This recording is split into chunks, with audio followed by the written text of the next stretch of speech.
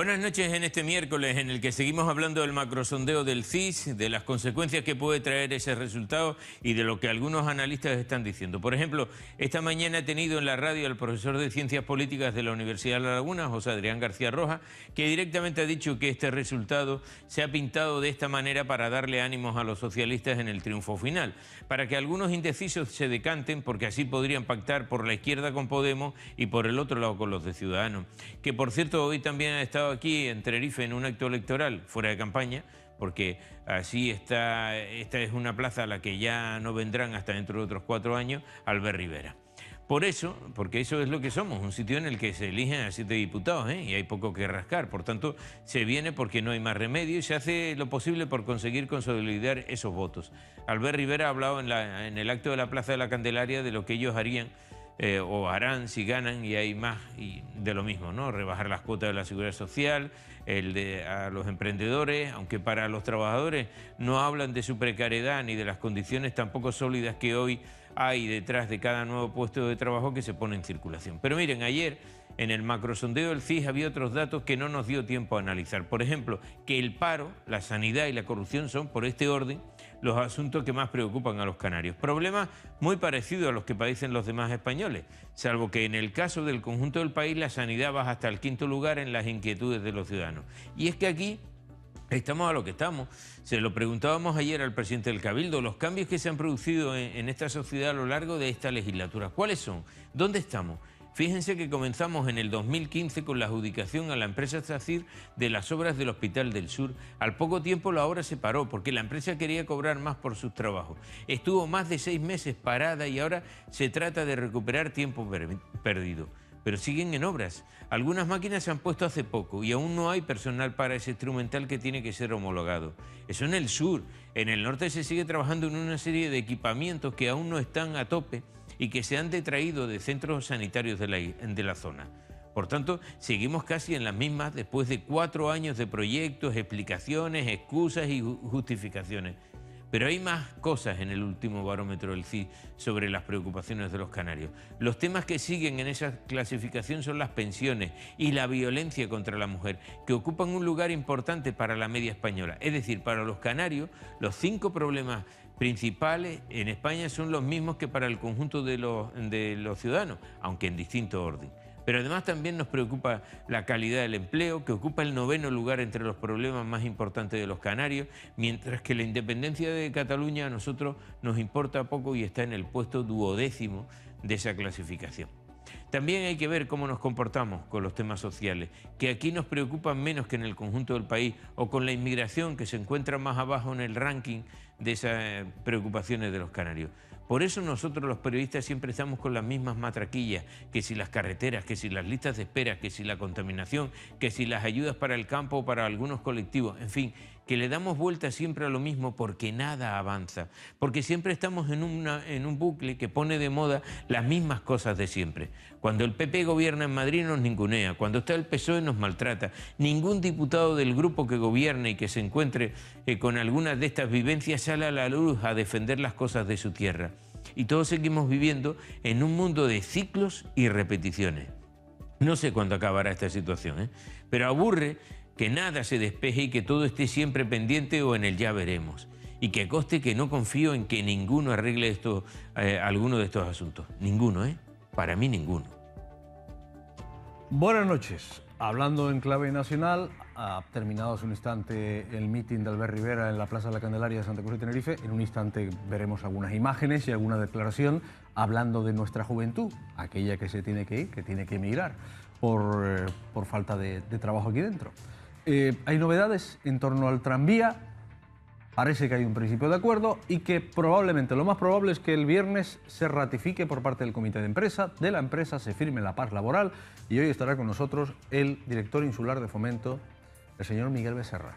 Vamos a hablar de eso, vamos a hablar del bono regional del transporte, de lo que ha dicho hoy el vicepresidente del Gobierno y consejero de Obras Públicas, en relación a tener una especie de roaming, como cuando te vas al extranjero, hablar por teléfono móvil, que puedes hablar igual en Alemania que en la península, que en Italia, que en Francia, en fin, en toda la Unión Europea al mismo precio. Pues eso es lo que quieren ellos para el bono del transporte público. Pero hay algunas preguntas que le quieren hacer algunos usuarios al director insular de Fomento. Las vamos a traer aquí. Bueno, Eso más o menos es la mise en place.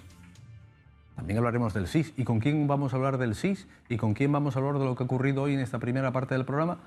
Con Paco Pomares y Jorge Betancourt. Buenas noches a los dos. No es usual estar aquí un miércoles, pero bueno. Bueno, todo cambia, ¿no? Todo cambia. Y si es para mejor, ya veremos, ¿no? La próxima semana, que es Semana Santa, vamos a dejar descansar a los tertulianos. Óiganme, cuento la primera cosa, porque tras la reunión ayer del presidente de Canarias, Fernando Clavijo, con el Consejo Asesor, en la que se acordó solicitar una reunión al presidente del Gobierno, a Pedro Sánchez, que precisamente estará el fin de semana aquí de meeting. Esa reunión es para estudiar, junto al Consejo Asesor del Archipiélago, la utilización del superávit de la comunidad autónoma para fortalecer los servicios públicos. Las reacciones nos han hecho esperar.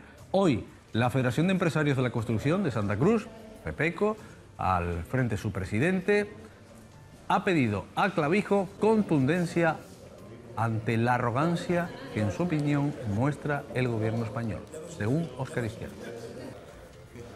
Nosotros le hemos pedido al presidente del Gobierno de Canarias, Fernando Clavijo, como presidente de todos los canarios, contundencia ante este nuevo atropello del Gobierno de Pedro Sánchez.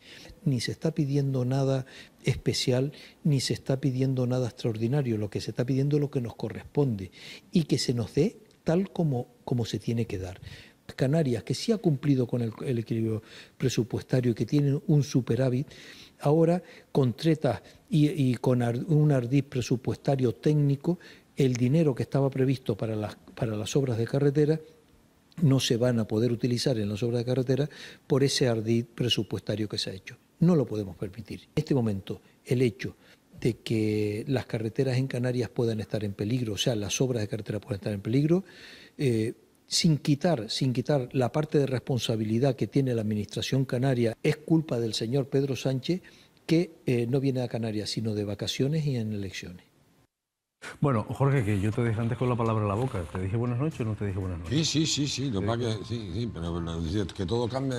Iba a decir que todo cambia para que todo siga igual, para que todos estamos los mismos, ¿no? Efectivamente. ¿Las obras de las carreteras están en peligro? Sin duda. Había una previsión de ingresos que no se está produciendo y que además el Gobierno Nacional ha decidido destinar a pagar deuda por un extraño subterfugio, ¿no?, que ha sido lo de incorporar esos recursos, no entregándoselos al Gobierno de Canarias, sino haciendo un apunte contable sobre esos recursos que van a parar al superávit del Gobierno regional. Como el superávit no se puede gastar más que en determinado tipo de formatos y en determinado tipo de mecanismos, sí, pues probablemente no habrá otra solución más que dedicarlo a deuda. Por eso es por lo que el Consejo Asesor del presidente del Gobierno en materia económica se ha reunido para exigir al Gobierno de Sánchez que se replantee esa situación. Yo sinceramente creo que deberíamos de llegar a una situación en la que este conflicto, esta bronca permanente entre administraciones se acabe de una vez y la gente se siente a negociar y a hablar y a resolver los problemas que tenemos. No parece de recibo que un dinero que se gana como consecuencia de una sentencia contra una decisión del Gobierno del Partido Popular venga ahora y no se puede invertir. Es un dinero del convenio de carretera, un dinero destinado a hacer carreteras en el archipiélago, a resolver los conflictos de transportes que tenemos en el archipiélago. No tiene sentido que el Partido Socialista, un poco probablemente con el objetivo de paliar el déficit global, que es bastante alto, haya decidido incluirlo en el superávit del Gobierno de Canarias. Yo creo que es una cosa bastante insensato, sobre todo porque ese dinero no se transfirió en el año 2018. Solamente figura como un apunte contable. Por lo tanto, no es que se transfiriera en enero del año 2018 y el Gobierno de Canarias no fuera capaz de gastárselo, es que no ha ocurrido nada de eso. Es que no ha llegado nunca a Canarias. Yo he planteado un recurso para que ese dinero llegue porque no se ha ejecutado la sentencia. No se ha ejecutado la sentencia, efectivamente. Lo que se ha hecho ha sido tomar la determinación de considerar que el dinero es un dinero no gastado por el Gobierno. Pero ¿cómo lo va a gastar alma de cántaro si no se ha hecho llegar a las administraciones? Mire, vamos a ver.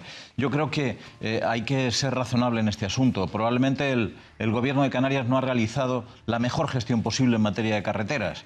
Pero si es que no ha tenido el dinero, es que sin tener acceso a los recursos, recordarán ustedes que el convenio de carreteras, en una especie de plurianual, creo recordar que de casi 10 años, ¿no?, se firmó al final del año 2018 pero no ha dado tiempo de poder dedicar ni un solo euro a hacer nada en ese sentido. Ayer escuchaba yo al señor secretario general del Partido Socialista, Ángel Víctor Torres, decir que cómo era posible que en estos 3 meses no se hubiera gastado ni un duro del convenio.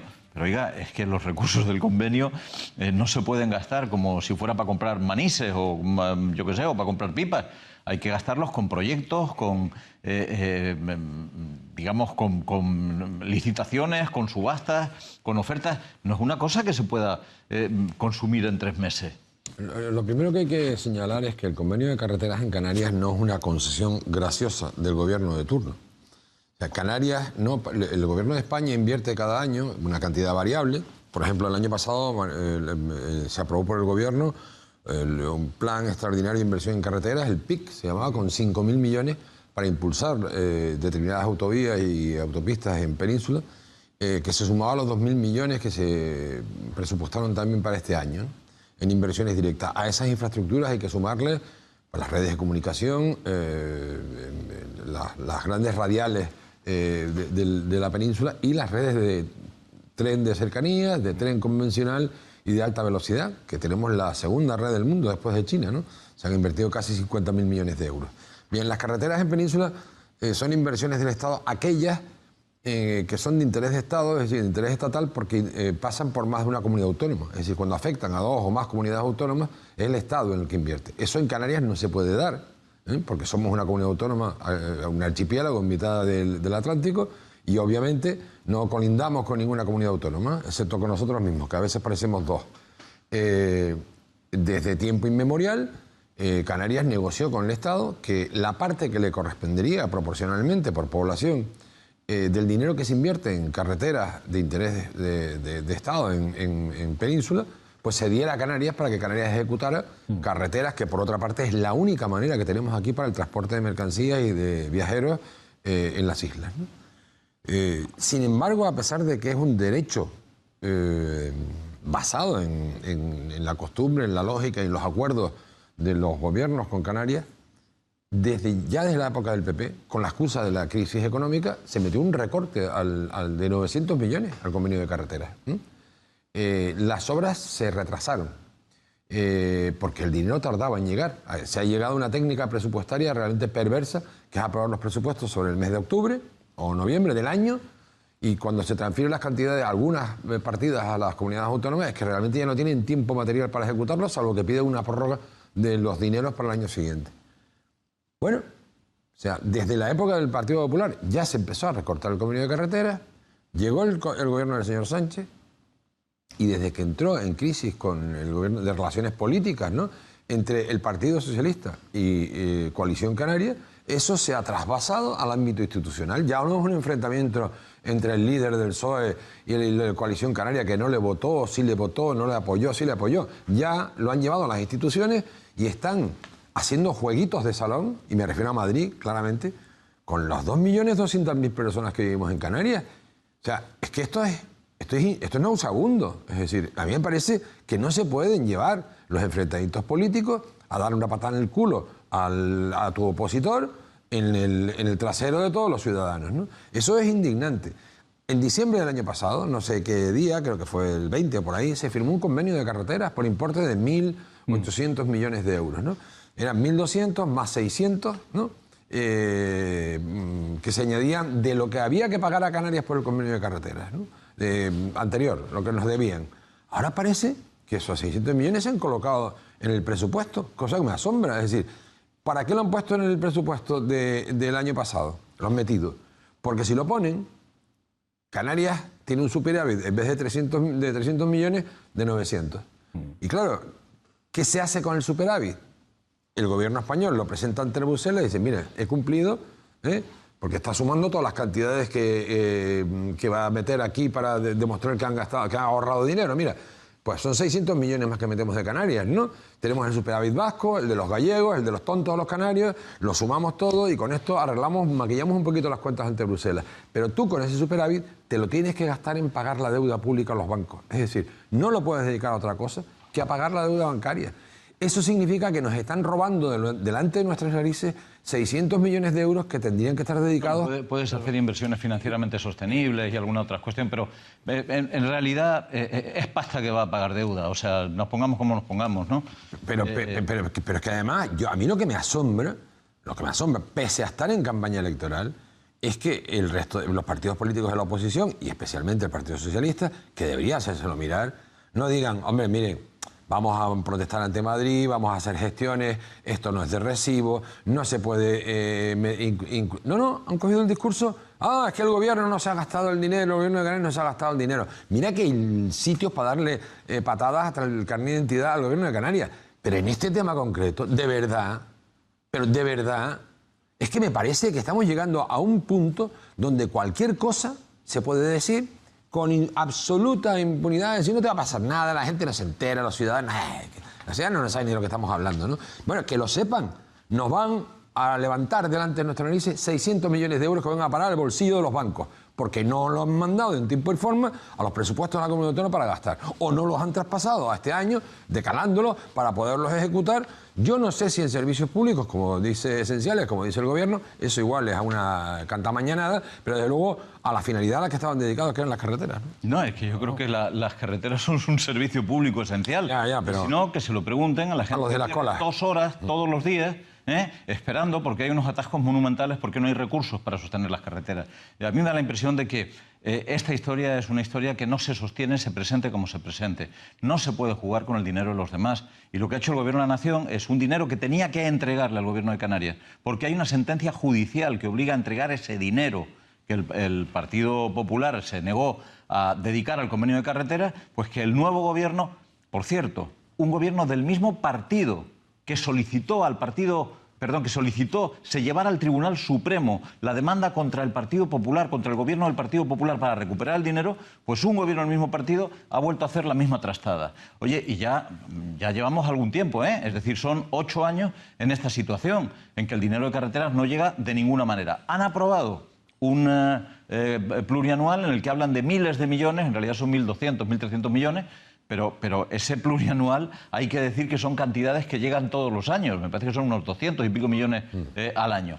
Oiga, y lo que te han quitado de un plumazo son 600 millones de euros, que se dice pronto, 600 millones de euros. El equivalente a 3 anualidades o un poco más de lo que tendría que llegar por el nuevo convenio. Oiga, esto es un atraco a mano armada. ¿Alguna cuestión más? No. ¿O me voy a ver a los maestros? Vete, y a las maestras. Vete a ver a los maestros y Bien, bueno, una vez más, se han vuelto a concentrar.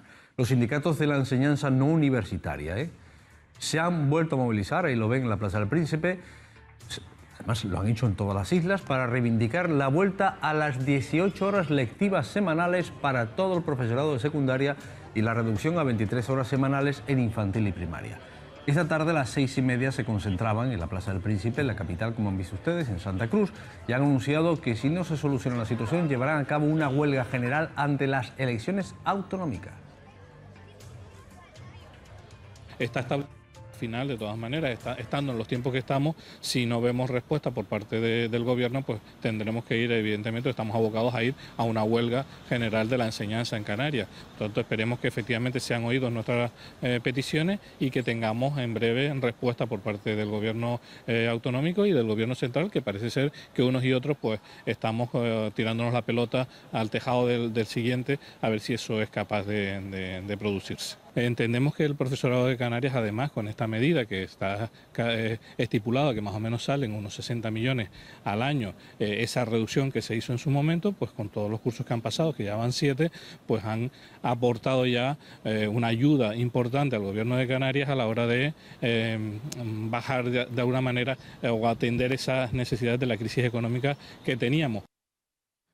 Vamos a ver, aclarar, que algunos se puede llevar a malentendido. No están diciendo que quieren trabajar 18 horas, están hablando de 18 horas lectivas, porque la carga del profesorado es importantísima ahora mismo. Y bueno, y además que a eso hay que sumarle el trabajo administrativo, que es de lo que se han quejado muchísimas veces. ¿Ustedes este asunto lo conocen en profundidad? ¿Entienden la petición al menos de lo que están, lo que están haciendo, lo que están formulando los maestros y las maestras? Están pasando pasar de 20 horas a 18. Sí. porque es algo que había prometido el gobierno ya, quiero recordar, el año pasado. El gobierno central había prometido pasar de 20 a 18. Pero de todas maneras, a mí con educación me pasa una cosa, o sea, y lo tengo que confesar, o sea, que realmente muchas de las cosas que se plantean no las entiendo, y no las entiendo porque son fragmentos de un mosaico. A mí me da la sensación de que estamos en educación, cada año tenemos una ocurrencia, ¿no? Cada vez que llega un gobierno plantea un plan educativo distinto al del anterior. Creo que ha habido 8, ¿no? Si no me equivoco, 7, 8 planes educativos. No hay 2 generaciones de chiquillos que han salido con el mismo plan educativo, ¿no? Hay diferencias entre comunidades autónomas. Sí. Hay diferencias retributivas entre comunidades autónomas. Muy significativas en algunos casos. Muy significativas. Hay diferencias de horas lectivas entre determinadas comunidades autónomas. Esto no parece un país, esto parece la Federación del Chorizo Ibérico, es decir, aquí cada maestrillo se hace su librillo. A mí me da la sensación de que en educación tendría que haber un pacto de Estado que incluyera a las comunidades autónomas y que se tomara por consenso, por un gran consenso. La palabra consenso y la palabra España últimamente no tienen, me parece un oxímoron, ¿no? Pero es que yo creo que no debemos renunciar a decirlo, ¿no? Debe haber un consenso para que algo tan relevante, tan importante como la educación, ¿qué es lo que va a condicionar cómo va a ser la gente, cómo va a ser los ciudadanos de pasado mañana, ¿no? Claro. Se haga con rigor, si uno mira las cifras de los ratios educativos, ¿no? de lo que invertimos en educación, de lo que se aprende, de los niveles de conocimiento de los chavales, y nos comparamos con Europa, te entran ganas de llorar, ¿eh? Porque son cifras realmente malas. Algunos se consuelan diciendo que han mejorado un poco con el paso del tiempo y tal, pero es que yo creo que ese tema es fundamental, ¿no? Entonces, a mí oír... yo no sé, sinceramente, si el ratio adecuado son 20 o 18 o 24 o 14, porque ¿cómo lo puedo saber? Es decir, tendría que convertirme en un todólogo absolutamente insoportable y no hay cabeza para tanto, ¿no? Pero a mí me parece que los acuerdos entre la comunidad educativa y las administraciones públicas no pueden ir de cantón en cantón, ¿no? Organizando una huelga para que en Carnes tengamos 18, en Andalucía 22, en Castilla-La Mancha 16. A mí esto me parece que es un disparate, sinceramente, ¿no? Hombre, yo como tengo cierta tendencia a la todología, me atrevo a opinar que 18 horas, que no es lo que tienen son 20, 18 horas ya es una carga lectiva suficiente, especialmente en enseñanza primaria y enseñanza secundaria, donde lidiar con los chicos es un desgaste brutal. Porque es que además de esas horas lectivas hay un montón de horas de trabajo burocrático, horas de tutorías, horas de asistencia, horas de, digamos, de otro tipo de funciones. Y lo cierto es que el cuerpo de maestros que tenemos, por motivos muy sencillos, que tienen que ver fundamentalmente con que no se han producido renovaciones de ese cuerpo en los últimos años, es un cuerpo de personas ya mayores, que tienen que lidiar con grupos de chiquillos importantes, son muchos los niños que hay por clase, y durante muchísimas horas. Es muy desgastador, y una prueba de que es muy desgastador es que en educación se da uno de los índices de bajas más importantes que se da dentro de la administración pública, porque es algo muy duro también, porque se han perdido referentes, se han perdido valores, hay un conflicto extraordinario entre alumnos, padres y profesores. El otro día, hace no demasiado tiempo, una profesora fue abofeteada por una madre porque cuando se reunió con ella en hora de tutoría le hizo un comentario sobre que su hijo no podía llegar sucio a clase porque llegaba en unas condiciones absolutamente lamentables, y la madre le dio un par de bofetadas. Ha sido castigada, creo que bueno, fue denunciada, sí, por el centro. Al chico lo cambiaron de clase y a la madre del chico le pusieron una pena, me parece que de 2 meses de prisión, que por supuesto no va a cumplir, más una indemnización de 4 euros diarios durante 15 días, una cosa así a la profesora. Ya me dirán ustedes, ¿no? Entonces, al final es un trabajo mucho más duro de lo que creemos. No es lo mismo que dar clase en una universidad, que es un trabajo de otro ámbito completamente distinto. Aquí es un trabajo durísimo. Y yo creo que la reivindicación de reducir las horas lectivas es razonable. Dicho eso, estoy totalmente de acuerdo con todo lo que ha dicho Jorge Betancourt. Este país se está convirtiendo en un reino de taifas. No es posible que cuestiones esenciales, que son las que determinan lo que es la estructura orgánica de un país, como son la educación, que es la columna vertebral de nuestra forma de entender las cosas y de entender también el sentido nacional, como son la educación, como es la sanidad, que es un derecho inalienable de todos los ciudadanos, como son la asistencia social, como es la justicia, en cada lugar se haga de su capa un sayo, ¿no? La justicia todavía ha escapado a eso porque es un cuerpo de carácter nacional que actúa con mecanismos completamente diferenciados y únicos para el conjunto del país, pero ustedes imaginen sencillamente si la justicia hubiera sido transferida, no la competencia económica, sino la capacidad de tomar decisiones hubiera sido transferida a las comunidades autónomas, ¿qué estaría ocurriendo en Cataluña, por ejemplo, con el juicio del procés? Aquello sería una cantamañanada. Yo creo, sinceramente, que hay que replantearse el Estado de las autonomías tal y como lo conocemos. No significa acabar con los derechos y con las libertades políticas de los ciudadanos organizados de forma territorial. Lo que significa fundamentalmente es revisar aquellas cosas que no funcionan. Y entre las que no funcionan, desde mi punto de vista, está la educación y la sanidad. De forma grave, de forma muy grave. Y no puede ser que un ciudadano nacer en un lugar del Estado sea una bendición y nacer en otro sea un castigo. O sea, tú no puedes ser navarro y tener residencias para mayores, colegios del más alto standing, servicios sanitarios de primera división, y no puedes ser un extremeño que tengas exactamente todo lo contrario. Es decir, pero eso es gestión autonómica. Sí, pero tú... No, pero el Estado... Vamos a ver, pero no nos equivoquemos. Es que aquí estamos dando por un montón de cosas por hecho. El Estado de las autonomías se construye porque hay un Estado central que cede a las autonomías competencia y les transfiere además, año por año de los presupuestos, les transfiere fondos para atender esas competencias. El Estado es quien tiene que garantizar. Cuando tú le pagas impuestos a Hacienda, compañero, de tu trabajo, como todos los que tenemos una nómina, pagamos, ¿verdad? La carga... A ti no te piden, a ti no te dicen si vives en Santa Cruz, o en Extremadura, o en Navarra. No. Tú, bueno, en el caso de Navarra es distinto porque es el único lugar de España donde se pagan, en el País Vasco se pagan los impuestos a la Hacienda vasca. Y luego tienen lo del famoso cupo. A la Hacienda Navarra. Perdón, a la Hacienda Navarra. Así les va. Vamos a ver. Así les va de bien. Así les va de bien, claro. El problema es que... Va bien porque son un país rico. Si algo parecido se ocurriera en Canarias, que somos un territorio pobre, no nos iría tan bien. Pero Los ciudadanos pagamos... El equilibrio de las autonomías tiene que ver fundamentalmente con que las autonomías donde ingresan más recursos se hagan cargo de atender algunas de las necesidades de las autonomías donde entran menos recursos. Porque si no es así...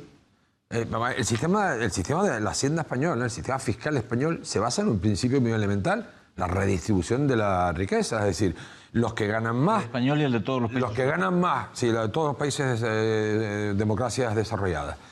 Los que ganan más pagan más y el Estado recoge ese dinero y lo utiliza y lo devuelve a los ciudadanos. Viene en forma de servicios públicos, viene en forma de devoluciones de renta, viene en forma de ayudas y subsidios, de inversiones. Es decir, se redistribuye la riqueza entre las personas. El Estado tiene la obligación de que un ciudadano de Extremadura, uno de Murcia y uno de Cataluña vivan en las mismas condiciones objetivas, que tengan los mismos niveles de educación, de oportunidades. Eso no se está cumpliendo.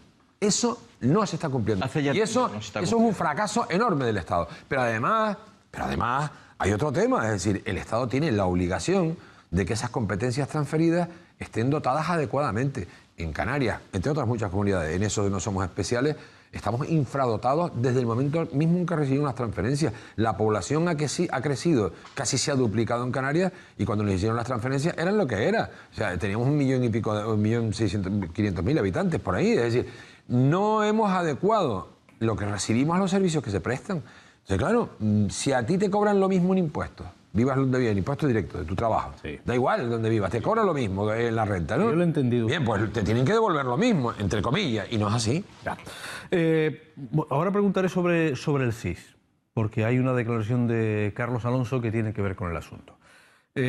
Con lo cual ahora me meto en esta harina. La harina es, a final de mes vamos a tener unas elecciones generales, pero ya se están preparando los motores y se están afinando los carburadores para las autonómicas. Hoy tuvo lugar, vean, la presentación de la candidatura de Coalición Canaria PNC al Cabildo, que se llevó a cabo aquí dentro, en la cocina de la Academia Eurocampus, donde los integrantes de la plancha y el candidato Carlos Alonso, ataviados como los ven, con delantales correspondientes y colocados delante de los fogones prepararon algunos entrantes mientras explicaban lo que la candidatura de Coalición Canaria PNC al Cabildo, cómo está formada y cuáles son sus intenciones. Bueno, una manera original. ¿Qué querían demostrar con esto? Que saben cocinar, mira, con lentejas parece. Carlos Alonso parece el chef. Sí, un chef moderno, porque va con el pinganillo ese en la cabeza colgado. En fin, no sé, yo creo que como la política se está...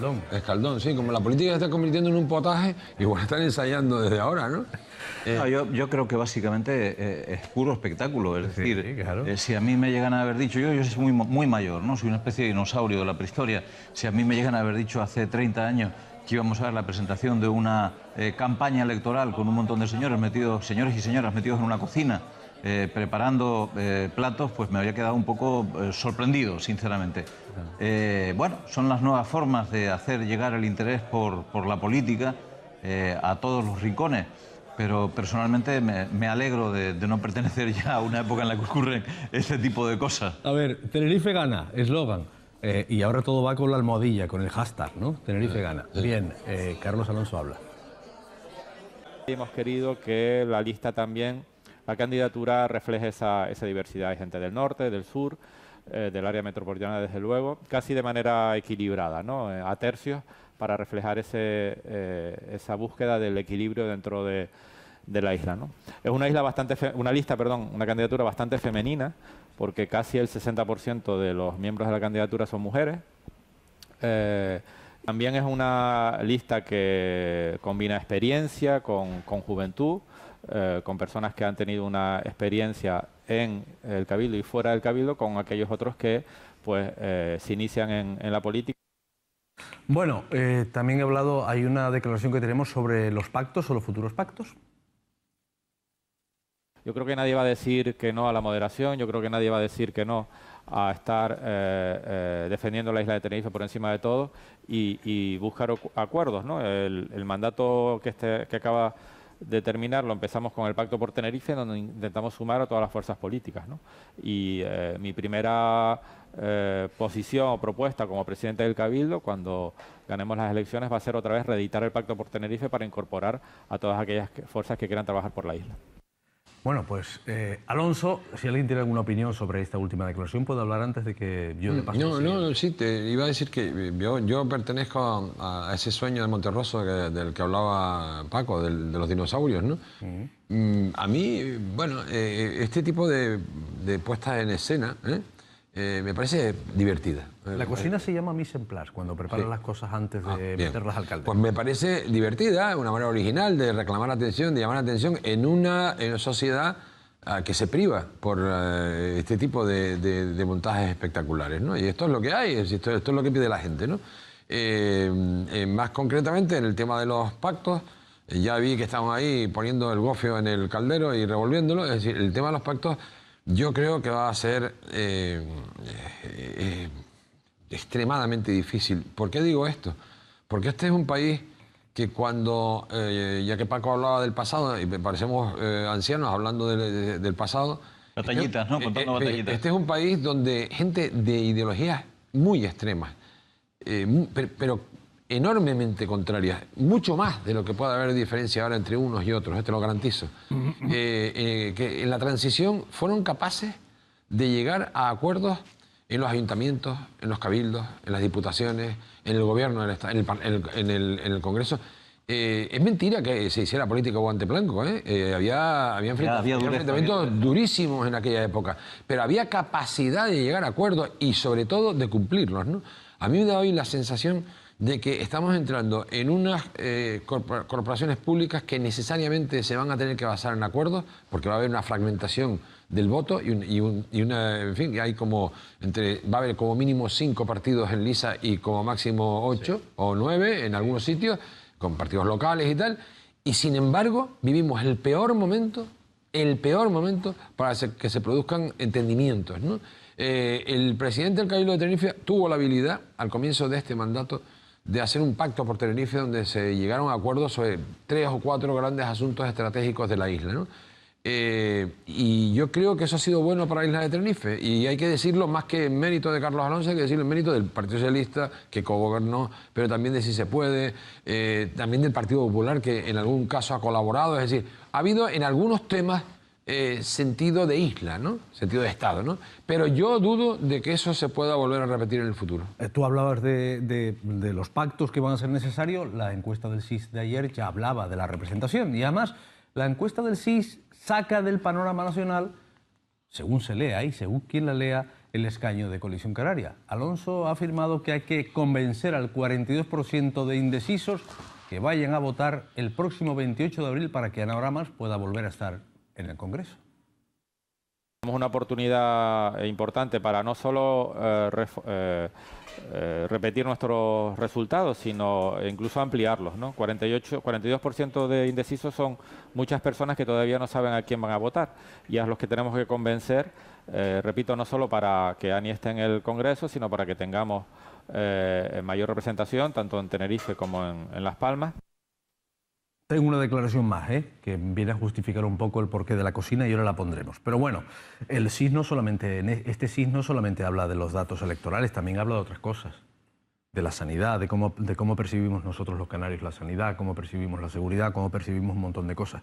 Yo tengo aquí algunas anotaciones, pero como te veo viendo el informe del SIS, ¿tú quieres hacer alguna valoración sobre el tema de Opaco, sobre el tema de de la intención de voto? Seguramente coincidiremos en alguna cosa. Yo creo que la encuesta del SIS, por el hablando de cocina, por el número de muestras que se tomó en Canarias, es poco fiable.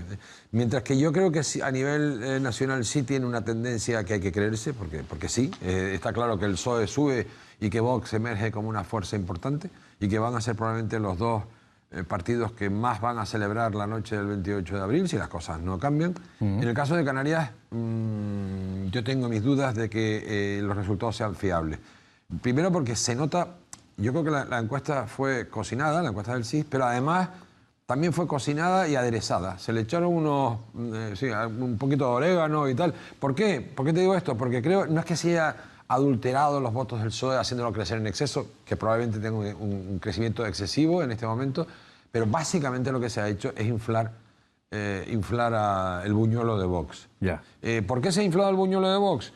Para infundir miedo, para dar la sensación a los votantes de izquierdas de que no se desmovilicen, de que si no van a votar puede gobernar la derecha con Vox. Pero en el caso de Canarias es poco fiable. Por ejemplo, a Vox le dan en Tenerife como seguro, creo, corrígeme Paco si me equivoco, un diputado, cuando realmente es bastante probable que Vox saque bastante menos votos que Coalición Canaria. Si Coalición Canaria no saca diputados en Santa Cruz de Tenerife, en la provincia, Vox tampoco.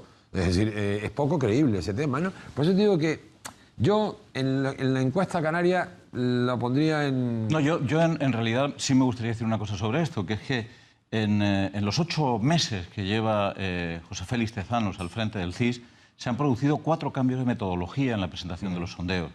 Pero hay que intentar no perder la memoria. ¿Ustedes recuerdan el sondeo del CIS sobre lo que iba a ocurrir en Andalucía? Le daba un diputado a Vox, sacó 12. Le daba 47 diputados al Partido Socialista, sacó 33.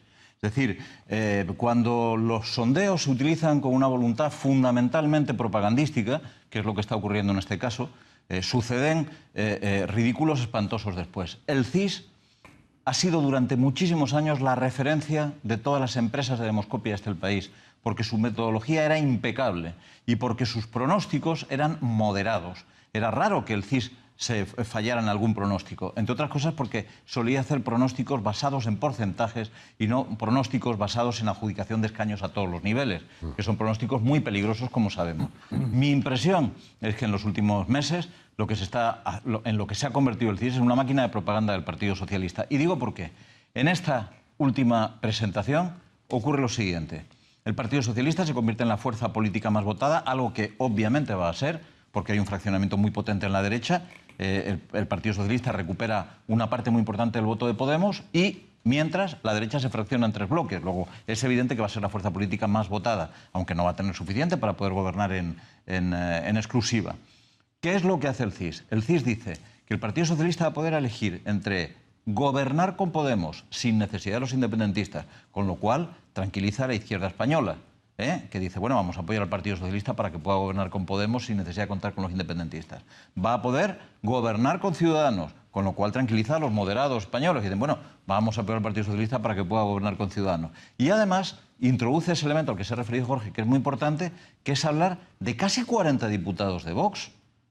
Casi 40 diputados de Vox. Es que, les voy a decir una cosa, hay miles de personas en este país a los que pensar que Vox puede obtener un resultado de ese tipo les inspira automáticamente a frenar esa situación como sea. Entonces, hay una presentación formal de los resultados planteada exclusivamente para beneficiar al Partido Socialista y además que tiene incluso la guinda de presentar a Pedro Sánchez como el político más valorado del país. Si hiciéramos un pequeño sondeo práctico nosotros en la calle y preguntáramos la opinión que tiene la gente de Pedro Sánchez, dudo que casi el 30 y ¿cuánto era? El 4, tiene una valoración del 4,5%, que significa... No llegan al 5, nadie. Pero es una valoración muy alta para todos los demás. Muy alta, sí. Parece un poco excesiva. Bueno, el SIS también habla de que el paro, la sanidad y la corrupción son, por ese orden, los problemas que más nos preocupan a los canarios. Pero como estábamos en el tema, y ya voy a... Ahora me paso a Ciudadanos, que esta tarde ha estado Albert Rivera por aquí, por la isla. Como estábamos con el asunto de que estaban entre harinas, en Coalición Canaria, concretamente la lista del Cabildo, pues fue una presentación diferente, como vieron ustedes, en la que no faltaron las comparativas y donde los productos de la tierra, con los que se dispusieron a preparar esa garbanza que vimos antes, el potaje y hasta el mogrote, dieron mucho juego para explicar lo que se ha hecho y lo que se quiere hacer en el futuro. Atención. Estamos haciendo un almogrote que con todo el trabajo que eso conlleva, sobre todo por el queso. Hay que buscar un buen queso, hay que buscar una buena pimienta palmera, el ajo, y yo, bueno, Eduardo, Rosana y Cruci, prácticamente no hemos tenido que hacer nada, pero fíjate tú que cada uno lo hacemos de una manera distinta y hemos llegado a un acuerdo. Hemos llegado a un diálogo para hacerlo, hemos cogido un poquitito de cada uno y va a ser un almogrote pues muy consensuado. El gofio, el alimento tradicional de los isleños, es una señal de personalidad y el alimento esencial de los luchadores para salir al terreno a luchar contra todos los adversarios que se nos presentan en este tiempo, que son importantes, que son notables, que son duros. Es tiempo de lucha y no basta con amar a Tenerife, hay que salir a luchar por Tenerife. Bueno, pues nada más que comentar o alguna cosa. No, que había un grillo en la cocina. Ah, sí, pues se parecía un grillo, sí. El presidente de Ciudadanos, Albert Rivera, le ha pedido este miércoles a los canarios que cuenten con él para ser igual a los demás, algo que es lo único, dijo, que le han reivindicado cuando ha visitado el archipiélago.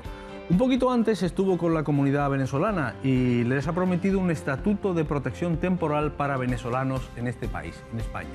Rivera, que ha visitado primero Gran Canaria y después por la tarde en la Plaza de la Candelaria en Santa Cruz, ha afirmado que le hace especial ilusión estar en el archipiélago como uno de los lugares donde protestan menos, la lían menos y son más solidarios, o somos más solidarios, según Rivera.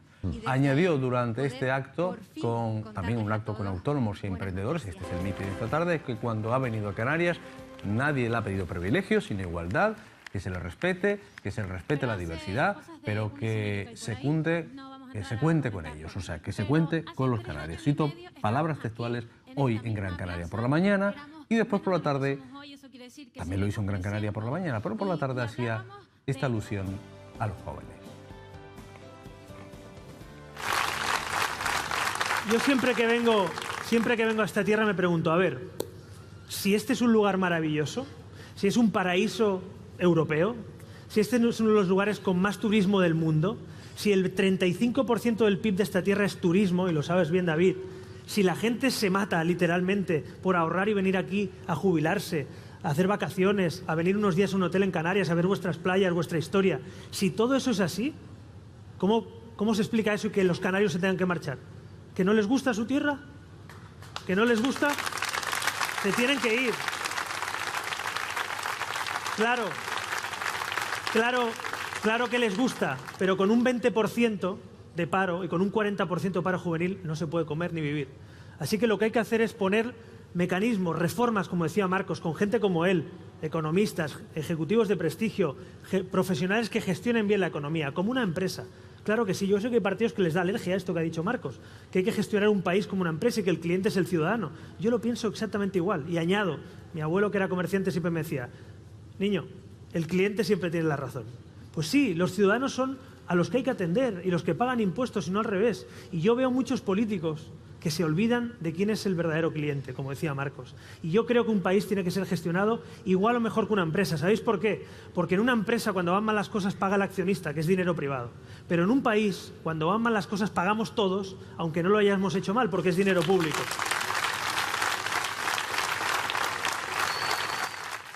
Veo alguna cara conocida por tal. ¿Que Rivera Juan Alfredo amigo? Sí, probablemente, sí. No me pareció verlo, pero es posible que esté, ¿no? Estaba allí. Bueno, ya para terminar, me voy a publicidad, por si ustedes querían hacer una reflexión. No, que Rivera es un animal político, es un animal político importante y que es uno de los pocos políticos que disfruta con lo que hace, ¿eh? Sí, se le nota. Lo que pasa es que tiene un reto. Se dice siempre que en política el centro es un lugar de paso, ¿no? Que es muy incómodo para estar, ¿no? Rivera simboliza en este país una centro-derecha europeo, ¿no? Un partido que cree en el aborto, en la eutanasia, el derecho al aborto, en la eutanasia, en el matrimonio gay, que defiende socialmente hablando. Es un partido de lo que se conoce como izquierda y que económicamente hablando cree en el libre mercado, cree en una serie de valores, digamos, del centro-derecha, ¿no? Esa mezcla.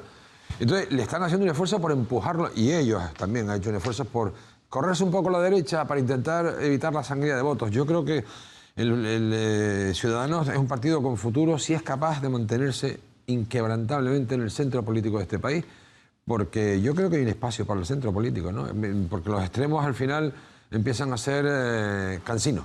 Sí, lo que dicen los sondeos es que, aunque está lejos de esas expectativas que había antes de que se produjera la irrupción del fenómeno Vox, que ha recolocado un poco todo y especialmente ha recolocado el voto dentro del espacio de la derecha, ha hecho que el Partido Popular robe votos a Ciudadanos, pues aunque no se tienen las expectativas que se tenían antes de eso, Ciudadanos es el único partido que estaba antes de las elecciones que va a tener un crecimiento superior al del pasado.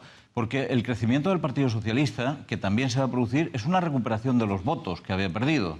Es decir, el PSOE no va a llegar a recuperar los votos que tuvo en las elecciones anteriores, no va a llegar a recuperar los diputados que tuvo en procesos anteriores, pero Ciudadanos va a conseguir su mejor marca probablemente en estas elecciones, ¿no? Bueno, también se lo está poniendo, yo estaba buscando las declaraciones, se lo está poniendo fácil Pablo Casado a Ciudadanos, ¿no? Diciendo, por ejemplo, que va a bajar, Casado, que va a bajar el salario mínimo interprofesional. Bueno, pero es que Casado ha emprendido un viaje para ser más de derechas que Abascal, ¿no? Que cosa que es bastante difícil, ¿no? Wow. Pero el Partido Popular es lógico que intente evitar la sangría de votos por la parte de Vox. Yo creo que en ese viaje no le tiene que acompañar Ciudadanos, que tiene que aguantar y apretar los dientes y esperar. A lo mejor este no es el momento del gran sorpaso, ¿no? Ya será en el futuro. De todas formas, Casado es un hombre que no para de soltar ocurrencias. Lo cierto es que además no se prepara los temas, da la sensación de que tiene una extraordinaria confianza en sí mismo. Consiguió un máster prácticamente sin hacer mucho esfuerzo y cree que las cosas le pueden venir dadas de cualquier manera, ¿no? El otro día le dieron uno gratis en el IAC también. Bueno, eso fue una pequeña gamberrada con fondo político, por favor. Pero en cualquier caso, cada vez que habla suelta una ocurrencia, suelta una patochada. Ha soltado algunas muy interesantes, ¿no? Como el mando de la OTAN a Canarias, como este último... No, el Africón. Sí, el Africón, que él definía como mando de la OTAN en Canarias cuando resulta que es el mando del ejército norteamericano. Lo cual demuestra que no es una persona muy versada en los asuntos. Él no hizo el máster en política internacional, ¿eh? No, ni parece que lo hizo tampoco en economía práctica, ¿no? Porque esto de reducir el salario mínimo, yo creo que es algo que a estas alturas es bastante difícil de plantear políticamente. Dije al principio que había novedades entre la empresa y los trabajadores del tranvía. Ahora vamos a abrir una línea. Estará aquí en un instante nada más, después de la publicidad, el director insular de Fomento del Cabildo, Miguel Becerra. Hay que hablar con él de eso, de una reunión que ha habido hoy con el consejero de Obras Públicas, donde se ha hablado del bono del transporte. También queremos formularle algunas preguntas sobre esa cuestión. Temas pendientes hay. Lo que estábamos hablando antes del superávit y de cómo FEPECO ha dicho hoy que esto va a parar el procedimiento que estaba en marcha para crear bueno, para crear, adecentar y agrandar algunas carreteras en Canarias, principalmente en Tenerife. Bueno, con Miguel Becerra hay un montón de cosas que hablar. Vamos a ver si llegamos a todas, de inmediato. Paco, Jorge, buenas noches, feliz semana. ¿Será después de Semana Santa? Hasta después de Semana Santa. Sí, sí. Hasta después de Semana Santa. Será lo correcto, además, ¿no? Que cada uno tiene que llevar la procesión por dentro, al menos. Volvemos.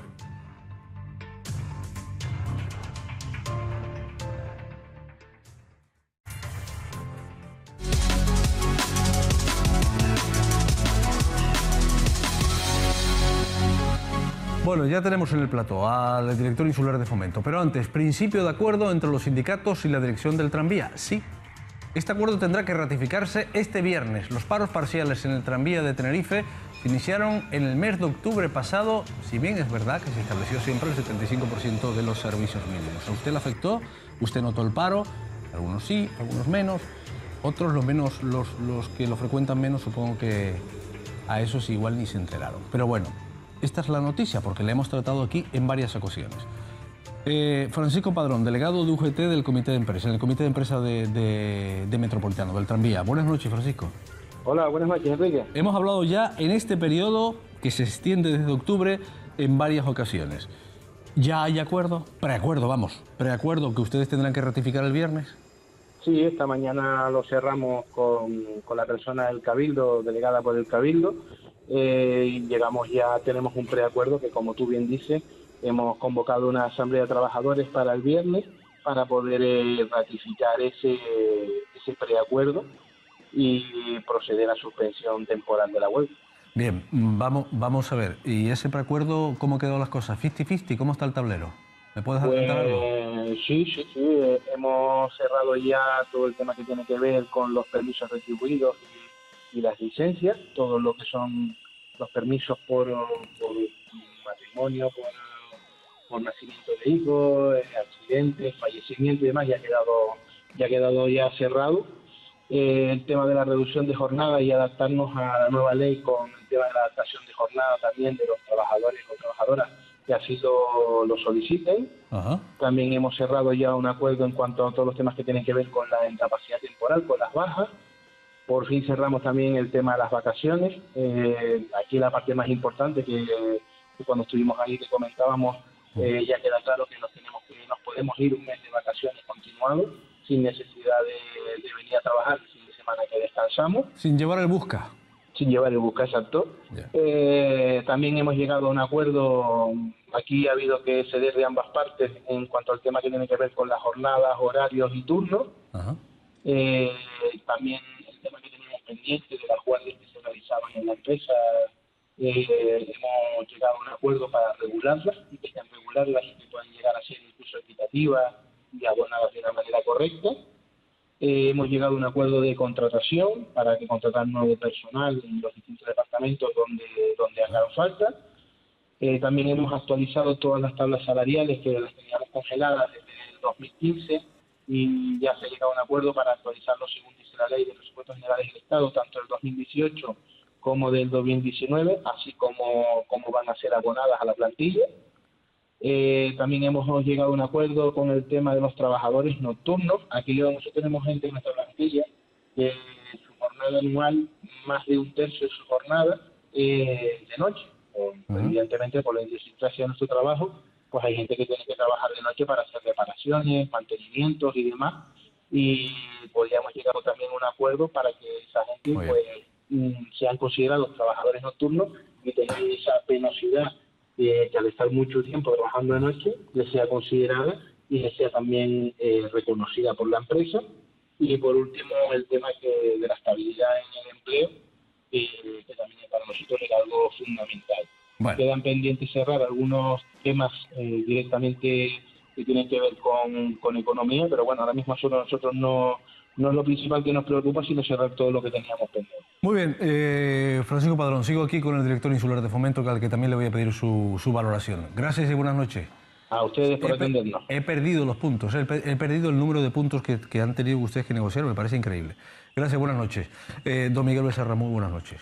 Muy buenas noches, Enrique. Oye, estaba haciendo tomando nota de los puntos, pero ya me perdí, ¿eh? Sí, sí, la verdad que ha sido amplio. Ha sido sobre la mesa. Hombre, yo lo primero que quiero a Francisco y a todos los representantes de los trabajadores y a la parte de la empresa y a la parte del Cabildo, ha sido muchas horas, la verdad, que por todas ambas partes se han dedicado a la negociación y que finalmente y felizmente se ha llegado a un acuerdo que, como ha señalado el propio representante sindical, ha de ser rubricado de alguna manera por parte de la Asamblea de los Trabajadores, pero ha sido muchos los puntos que se han abordado, es prácticamente todo el convenio, y insisto en felicitar a todas las partes, la empresa, los trabajadores, la parte del Cabildo muy importante que ha estado en la negociación y que finalmente, pues después de este largo periodo, veamos, pues primero que se suprima el conflicto y que veamos alumbrado ese nuevo convenio. Bueno, ¿está garantizado el equilibrio financiero del Metropolitano de Tenerife con este acuerdo? Bueno, el equilibrio financiero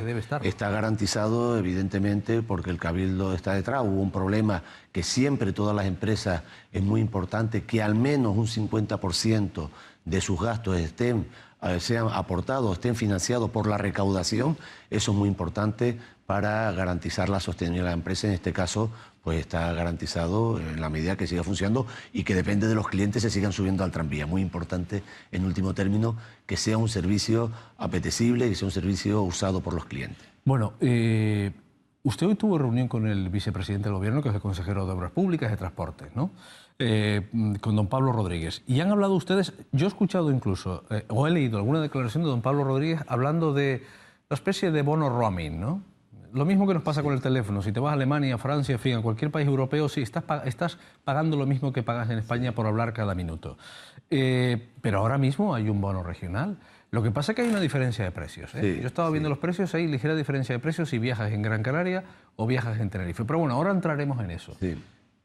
La reunión de hoy, ¿para qué? Si esto estaba funcionando, ¿para qué era? Si me permite, Enrique, aprovechando lo de también hablarle que si finalmente pues se llega a esa ratificación por parte de la Asamblea, muy importante es que ha pasado desapercibido el convenio laboral de TICSA que se firmó recientemente. Estamos hablando de 1.640 trabajadores, una de las empresas más grandes de Canarias, que ha firmado un convenio para 4 años, y yo también aprovecho porque es muy importante garantizar esa estabilidad y esa paz y ese acuerdo entre empresa y trabajadores. En este caso, si cerramos con el Metropolitano, pues habremos dado un convenio tanto Metropolitano como de TICSA. Estaríamos hablando de más de 1.800 trabajadores, y una cosa muy importante. Y paso a responder. No, un momento nada más, porque me da usted una noticia interesante. Vamos a ver, pero en TICSA había paz laboral. Sí, pero que han renovado el convenio. Efectivamente, se ha firmado, también se ha negociado aspectos muy importantes. No ha tenido, afortunadamente, pues la beligerancia en términos de huelga que ha tenido el tranvía, pero se ha firmado ese convenio por 4 años, creo que es muy importante, y también agradecer en este sentido a los sindicatos y a la empresa ese esfuerzo por dar, porque yo creo que crear un marco laboral estable para una empresa, insisto, de 1.640 trabajadores no es sencillo, y ha sido un esfuerzo importante por parte de la representación sindical y de la parte empresarial. Vale, 1.600 por un lado, los del tranvía por el otro, que son 1.800 y algo, ¿no? Sí. Vale. Pero si todos estén bajo el paraguas del Cabildo, uno tiene un convenio por un lado, otro tiene un convenio por el otro. Sí, porque son empresas distintas, igual que hay otras empresas del Cabildo, el Matadero, el recinto ferial, el auditorio, y en función también de la naturaleza de la actividad tiene una singularidad y tiene unos convenios. Tienen algo que es en común, que es la subida retributiva. Están todas ellas, tienen un techo que es lo que establezca los presupuestos generales del Estado, pero las condiciones de trabajo, las condiciones laborales, los descansos, como se acaba de señalar, pues cada actividad tiene su singularidad, y eso también se termina negociando en cada uno de sus ámbitos empresariales. ¿Cuándo se firmó el convenio de TICSA? Pues el convenio de TICSA se firmó hace ahora 2 semanas. Ajá. 2 semanas. Oiga, estábamos hablando de la reunión que han tenido hoy ustedes con el consejero del área, ¿no? Con Pablo Rodríguez. Aunque usted se debe ver a menudo, porque ver a menudo con él, porque estamos hablando del consejero de Obras Públicas. Pero en este caso estamos hablando de ese bono canario. Pero ese bono canario que ya funciona en Tenerife, que ya funciona en Gran Canaria. ¿Cuál es la intención entonces? ¿Cuál ha sido la intención entonces de la reunión de hoy? Bueno, lo importante es que hemos pasado revista, y los 7 cabildos que estuvimos, los 6, yo creo que Fuerteventura no estuvo presente, pero los 6 cabildos que estuvimos presentes, y hay de todos los colores políticos, nos felicitamos todos, felicitamos a la consejería porque en todas las islas estamos observando, en primer lugar, bueno, pues que las medidas en materia tarifaria están haciendo que cada vez el servicio público de transporte esté incrementando su uso. Evidentemente, el nivel tecnológico, el nivel de desarrollo en distintas islas es muy diferente. Todas ya existe esa tarjeta residente con sus singularidades, más adaptada a determinados colectivos, a jóvenes, a personas de determinada renta, pero lo que sí, en referencia a lo que me preguntaba Enrique, es que de alguna manera, entre todos, pase lo que pase en las elecciones del próximo mayo, nos hemos puesto de acuerdo para seguir avanzando, para que los títulos que tengamos en cada isla sean homologables para cualquier isla. Es decir, que cuando alguien de Tenerife viaje a Gran Canaria y tenga que coger la guagua desde el aeropuerto hasta Las Palmas, pueda ir, en este caso, con su bono residente, su TEN más, y viceversa. Pues cuando un ciudadano de Lanzarote venga a Tenerife y coja el Aeroexpress para ir desde el aeropuerto a La Laguna o a Santa Cruz, le valga su tarjeta de Lanzarote, su tarjeta residente de Lanzarote. Eso es un poco lo que de alguna manera nos hemos puesto como una meta y que la Consejería colaboraría con todos para tener un sistema más o menos común, una cámara de compensación que permitiera que eso pudiera funcionar de tal manera que se pudiera utilizar. Miguel, eso debe tener una complejidad tecnológica. Tiene una complejidad. Digo porque no sé si los mismos aparatos que tienen montadas las guaguas aquí son los aparatos que tienen montados... Bueno, son distintos y ahí es lo que en Gran Canaria. No son los mismos. Pues en Tenerife, Gran Canaria, hay unas tarjetas sin contacto, en otras islas todavía están pues con unos tickets o unos recibos, en otros ya tienen tarjeta magnética, pero lo que sí hemos dicho, en la medida que existe una tarjeta residente común, que esa en primer lugar pueda ser homologable y después iremos homologando el resto de los títulos.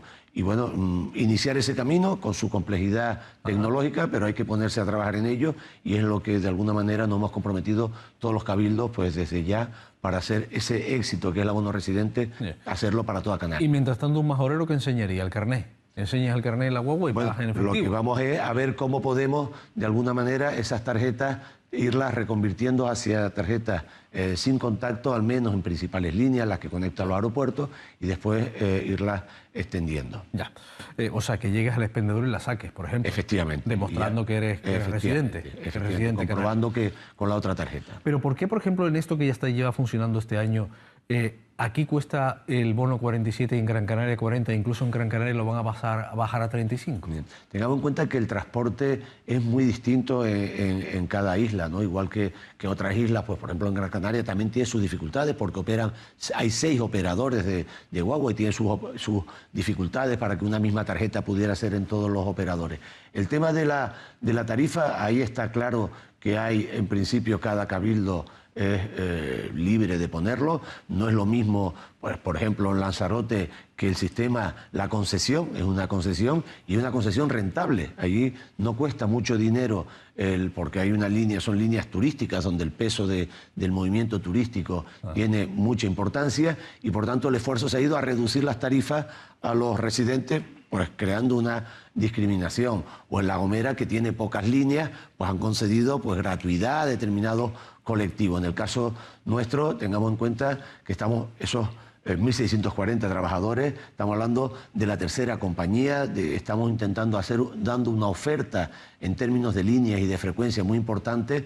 Tengamos en cuenta que el Cabildo de Tenerife invierte 67 millones de euros al año en materia de transporte público entre tranvía y guagua. Bueno, y el esfuerzo se hace en inversión, en renovación de flota y vamos avanzando en reducción de tarifas. Y próximamente estamos ya estudiando para tomar la medida para bajarlo aún más. Yo creo que con el tiempo habrá una convergencia, pero que haya 2, 3, 4, 5 euros de diferencia, bueno, pues hay islas que puedan hacer un mayor esfuerzo porque tienen pocas líneas y hay otras que tenemos o pretendemos llegar a tener una red entre tranvía y guagua muy mallada, con mucha frecuencia y necesitamos también invertir no solamente en reducir tarifas, sino en tener más vehículos, más líneas. Bien, mire, siguiendo por esa línea, si me permite.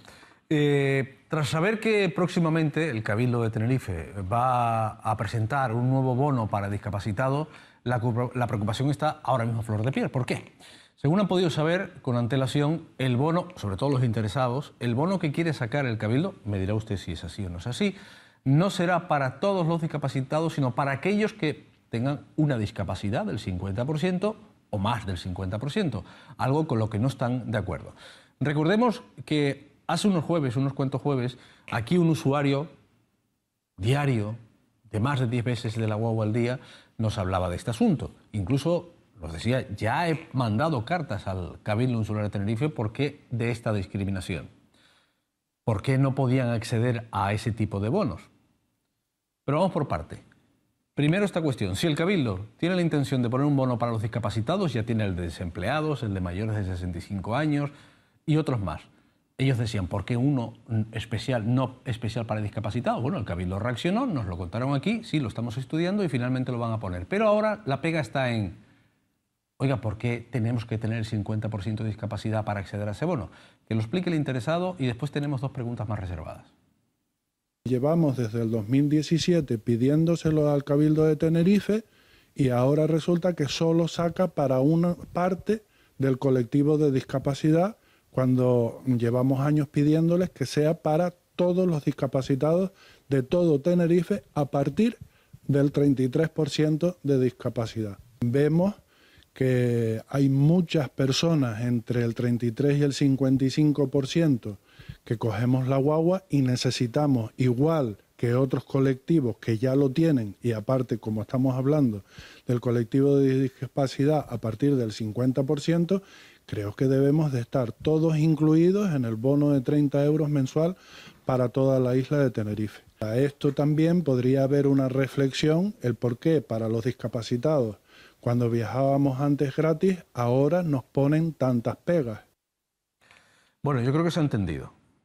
Usted lo ha entendido, ¿no? Perfectamente. Vale. ¿Por qué discapacitado 50% y por qué no del 30%, que es el caso de este interviniente? Bueno, vamos a ver.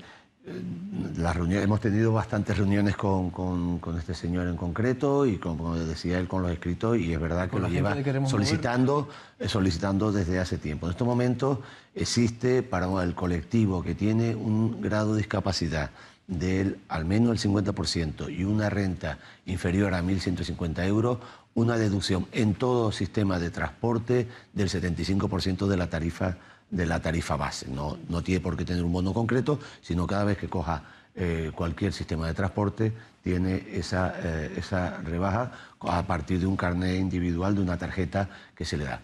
Lo que viene pidiendo con toda la razón esta persona es decir, hombre, si ustedes han puesto un bono para mayores de 65 años, sí, independientemente de su nivel de renta. Si han puesto un bono para los menores de 35 años, independientemente de su nivel de renta. ¿Por qué no crear uno para discapacitados, también igual de 30 euros, independientemente del nivel de discapacidad, o que tenga ese 30 o 33% de discapacidad? Como se le ha dicho, ya se está estudiando. En principio hay una primera oferta del 50% y en esta misma semana, los próximos días, como todo se hace en el Cabildo, en este caso en materia de discapacidad, habrá una reunión con el CERMI, que es el colectivo, la asociación a nivel más oficial, y con lo que es la mesa de discapacidad de la movilidad, donde hay un seguimiento, se le va a plantear pues cuál debe ser ese grado, si debe ser el más adecuado el 50, el 40, el 45, el 35, el que sea, y se pactará ahí ese grado de discapacidad. Tiene que haber uno.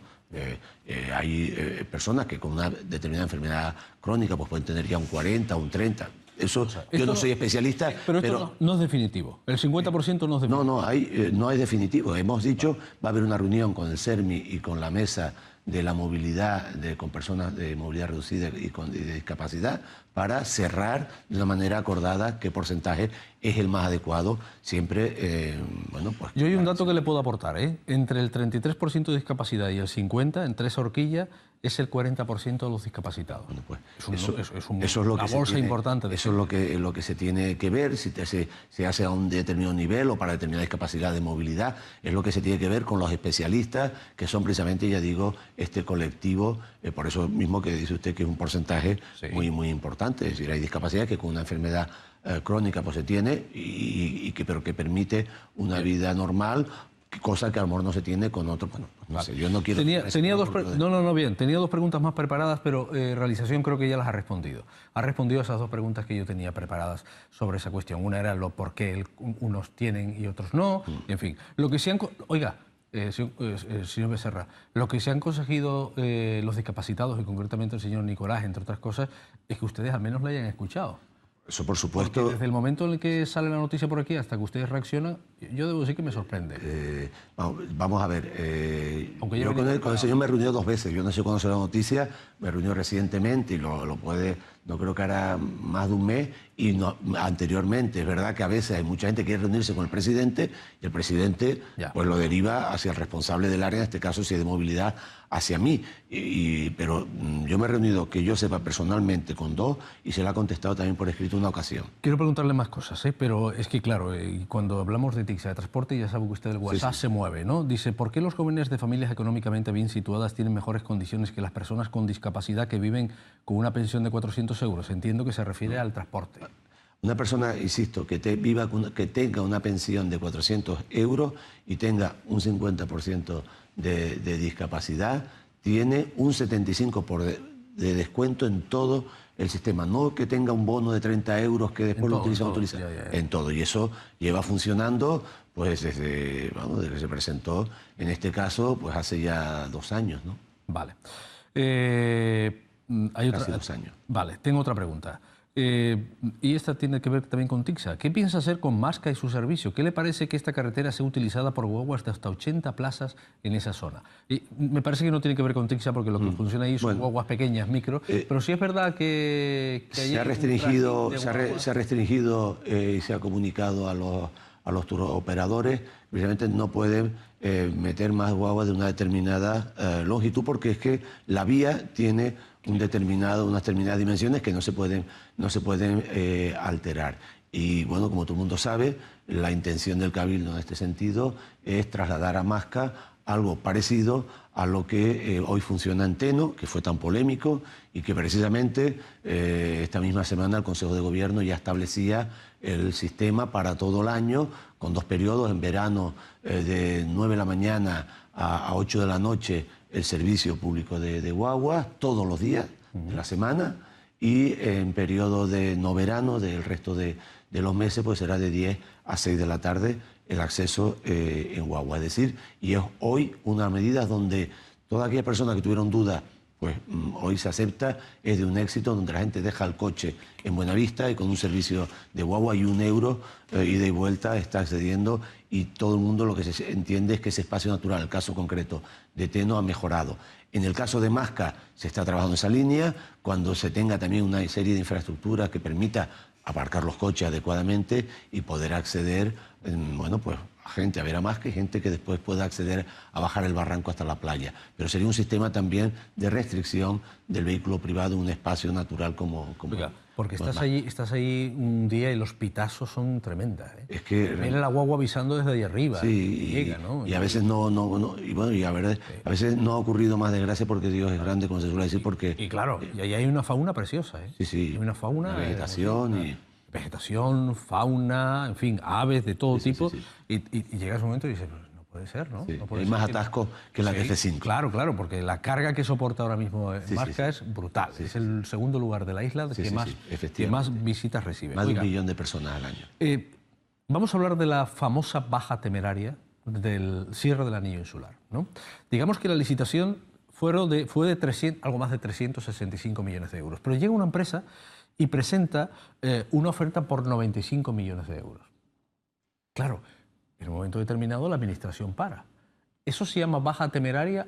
¿Por qué esa gente ofrece 95 millones por lo mismo cuando tenían sobre la mesa 365 millones de euros? Sí. ¿A uno qué le hace pensar esto?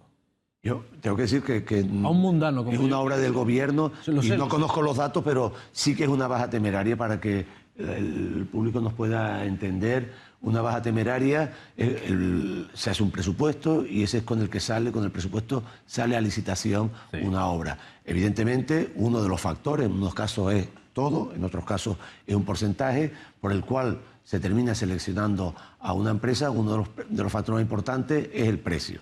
Ya digo, en los casos es el único. No sé, desconozco si en este caso era el único factor o había otros factores. En el caso concreto del precio, lo que establece la norma es que se calcula la media de todos los que se han presentado. Y si alguien está por debajo del porcentaje que haya fijado el pliego, en un 5, un 10, un 15, lo que se haya dicho, si queda por debajo en ese porcentaje de la media de lo que se han presentado, que ya de por sí todo puede estar bastante por debajo, pues se califica en baja temeraria. ¿Eso qué implica? Pues que esa empresa tiene que justificar por qué está ofertando un precio tan bajo. Y serán los ingenieros, en este caso de la consejería, los que tendrán que valorar si las razones que expone la empresa, porque tiene una obra al lado, porque, no sé, los factores que quiera exponer, factores económicos y técnicos, están justificados y, por tanto, se acepta la empresa. O si, por el contrario, ese ingeniero entiende, ese funcionario ingeniero entiende que no le convence esa razón y, por tanto, la rechaza. Yo decía antes... ¿Cuáles son las razones de este caso? Las desconozco. Vale, bien, pero yo le agradezco la explicación para entenderlo, ¿no? Pero usted se ve a menudo, hoy se ha visto con el consejero de Obras Públicas, o sea, ¿cómo va ese expediente? Porque está a punto de caducar el informe de pacto medioambiental, y como el informe de impacto medioambiental está a punto de caducar en meses, caduque, hacer uno nuevo te puede llevar hasta 2 años. Sí, esa es nuestra... Tenemos otro problema añadido. Esa es nuestra preocupación y casualmente, como en esa reunión para el tema movilidad y el Cabildo, Carlos Alonso, pues está muy preocupado y me traslada que recabemos la información siempre de que estemos en la consejería o que podamos estar al tanto. Lo que me ha transmitido es que ya por parte de esta empresa que está en esta baja temeraria ha presentado sus alegaciones, su justificación y que en este momento está en la mesa del funcionario competente que tendrá que analizarla. Una vez resuelto esto, pues evidentemente entiendo, si se acepta, pues sería esta la empresa adjudicataria, si no se acepta sería a la siguiente. Esperemos que esto no transcurra ni llegue a ese extremo al que señalaba la declaración, que en cualquier caso, y aquí no lo pudiera asegurar, entiendo que pudiera ampliarse porque esto son cuestiones ajenas a cualquier dilación ordinaria del expediente. Mire, don Miguel, y hay dinero, lo digo porque hemos estado hablando del famoso superávit, estamos hablando de que el dinero que tenía que venir por sentencia a Canarias para las carreteras del anterior convenio de carreteras, lo meten en el superávit, no se puede usar para carreteras. FEPECO hoy ha puesto otra vez el grito en el cielo. Hemos escuchado a Óscar Izquierdo al principio diciendo que más o menos que si nos están tomando el pelo, si esto es un cachondeo y demás.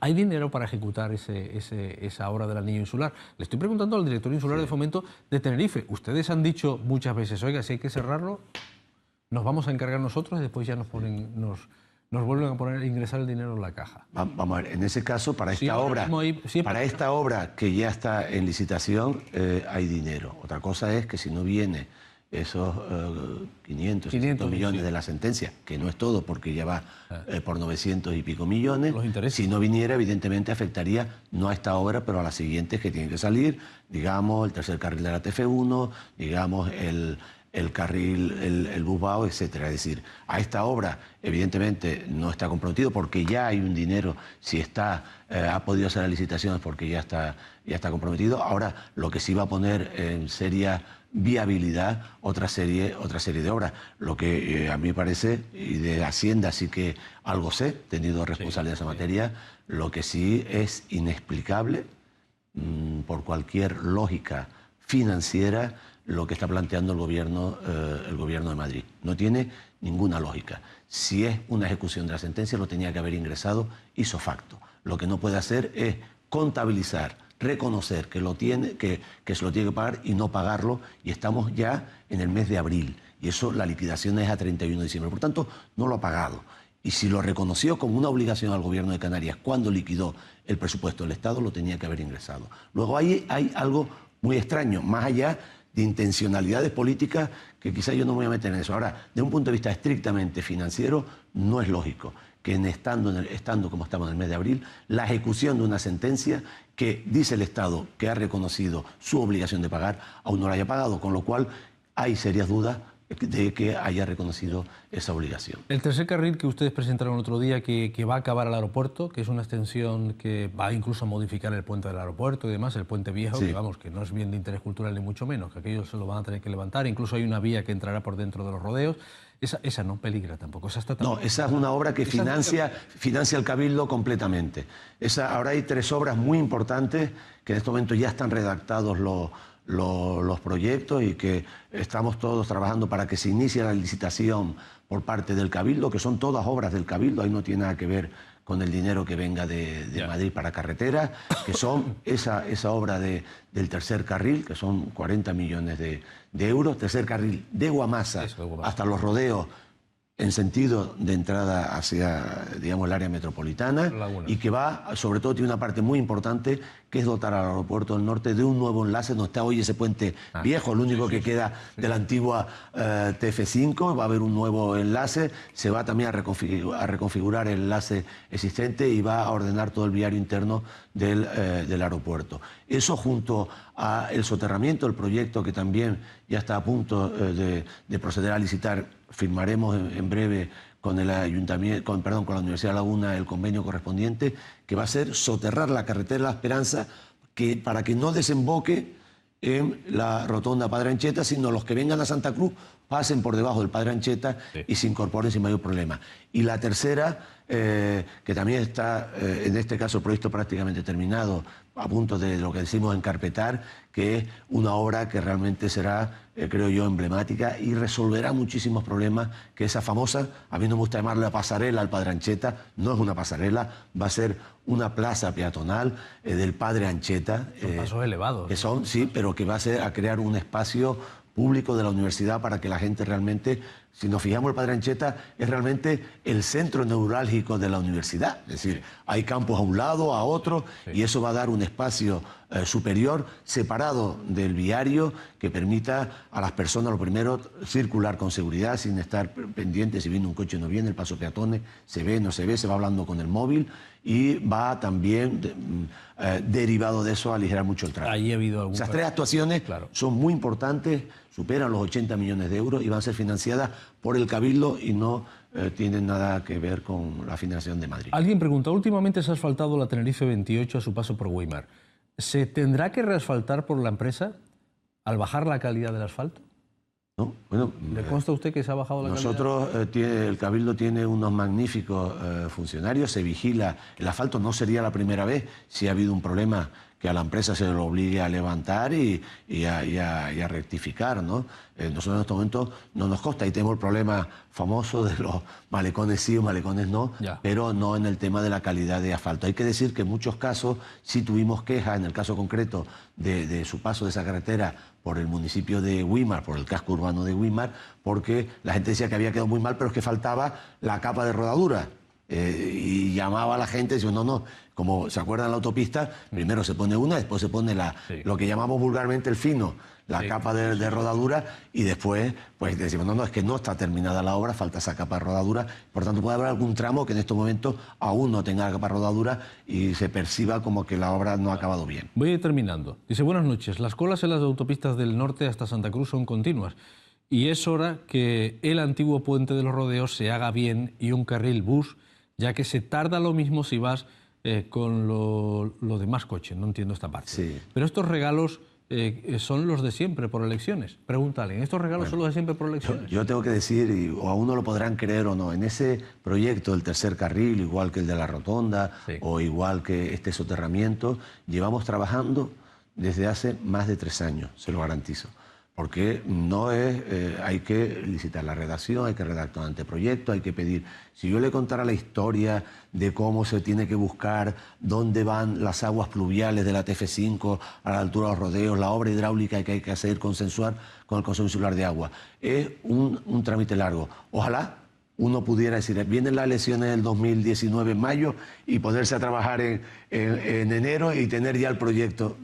Todas las obras tienen un periodo de maduración y estamos hablando de esos 2-3 años desde que se tiene la idea, se empiezan a cargar los primeros estudios, se buscan soluciones para los problemas hidráulicos. Con AENA llevamos nada más que con AENA hablando más de 1 año para buscar la solución de cómo tiene que ser el enlace, cómo es el viario interno, cómo queda ese aeropuerto, qué planes tiene el propio aeropuerto, ¿no? Es decir, desgraciadamente, bueno, ya nos gustaría que a fecha de mayo estuvieran terminadas esas obras. Y fíjese, las elecciones son mayo y vamos a empezar las obras con posterioridad. Termino ya. Ha hablado usted de las canalizaciones de agua, por ejemplo, ¿no? Fíjese que el otro día nos enteramos que una canalización de agua de Abastos pasa justo por debajo del aeropuerto, de la pista del aeropuerto de Los Rodeos, que fue la razón por la que se contaminó el aljibe en Tegueste, porque estaban asfaltando la pista de los rodeos y cayó el asfalto en ese lugar, ¿no? O sea, pasa en medio. Nos enteramos precisamente por esa circunstancia. Y ahora sí que tengo que terminar. Hay alguna que otra pregunta aquí.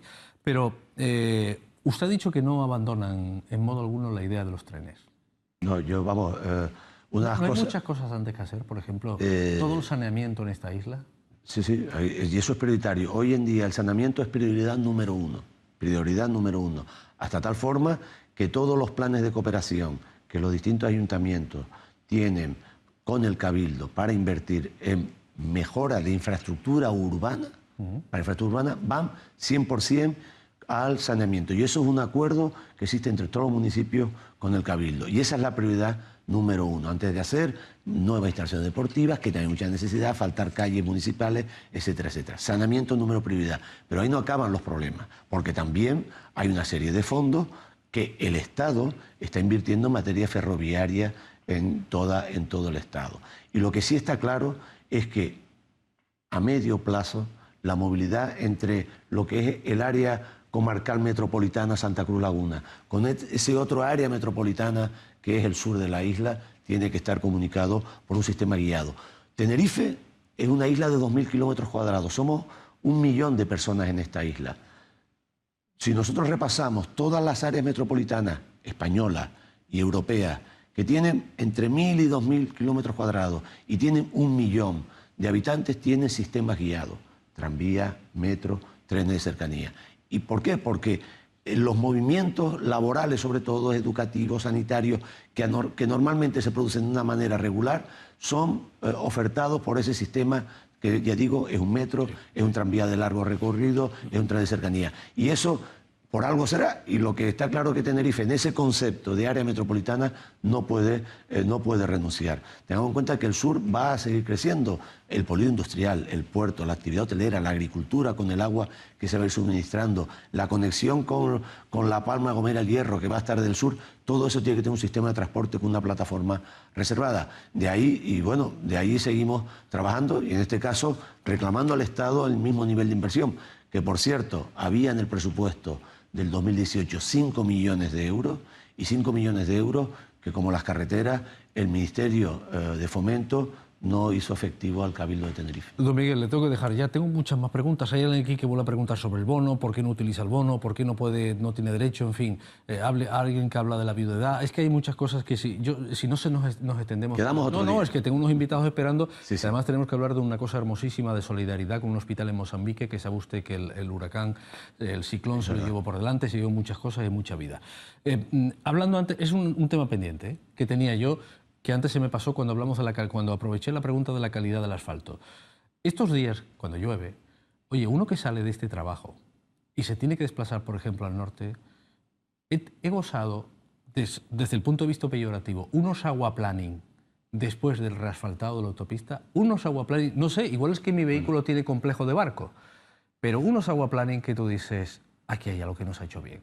O el que asfaltó de noche no se dio cuenta, o hay que decirle a un ingeniero del Cabildo que cuando llueve se pase por allí a ver si tiene la misma sensación que tenemos algunos conductores. Bueno, pues precisamente en estos días que está lloviendo y estamos precisamente revisando dónde se puede formar, porque la carretera tiene que tener un sistema de evacuación de agua, precisamente tiene una pendiente para evacuar ese agua. No es lo que se llama un asfalto drenante, que solamente hay tramos que es perfecto, pero sí es verdad, donde sí hay un cierto problema mayor, más grave, y tenemos detectado, es en la autopista del sur, en aquellos tramos donde no se reasfaltó y el asfalto ya no drena porque está antiguo, pero el asfalto recién puesto debería tener en este momento una capacidad de drenaje, sobre todo cuando es nuevo, mayor. Por tanto, lo estamos revisando y se le exigirá. Gracias por estar aquí. Gracias por haber venido. Buenas noches. Muchas gracias a ustedes. Encantado. Usted no está en la lista de Colisión Canaria. No. No va en la lista. Gracias. Buenas noches. Bueno, vamos a hablar de esto, de Mozambique. Tenemos aquí una doctora, será de inmediato. Vamos a tener unos minutos suficientes para charlar sobre ese asunto. Después nos vamos a ir al periódico, evidentemente, a ver la primera, que ya la tenemos preparada.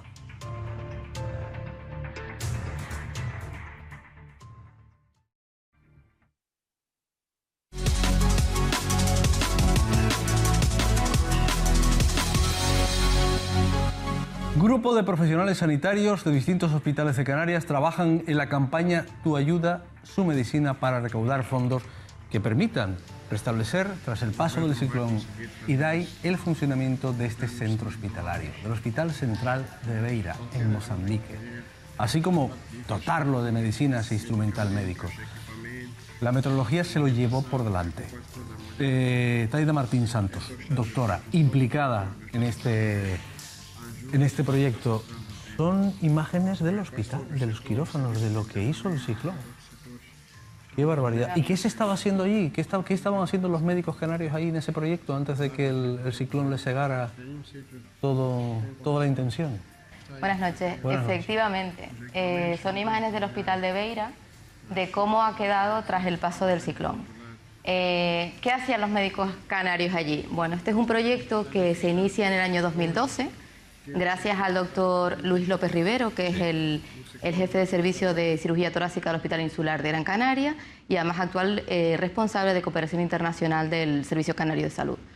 Él conoció una realidad en el año 2011, que es que los médicos en Mozambique no se podían formar porque no había especialistas que le dieran esa formación en la facultad, con lo cual inicia un proyecto en 2012 para, con la Universidad de Gran Canaria, un convenio con la Universidad de Zambezia, que es la Universidad de Mozambique, sí, para que médicos canarios viajaran y formaran a esos estudiantes de medicina.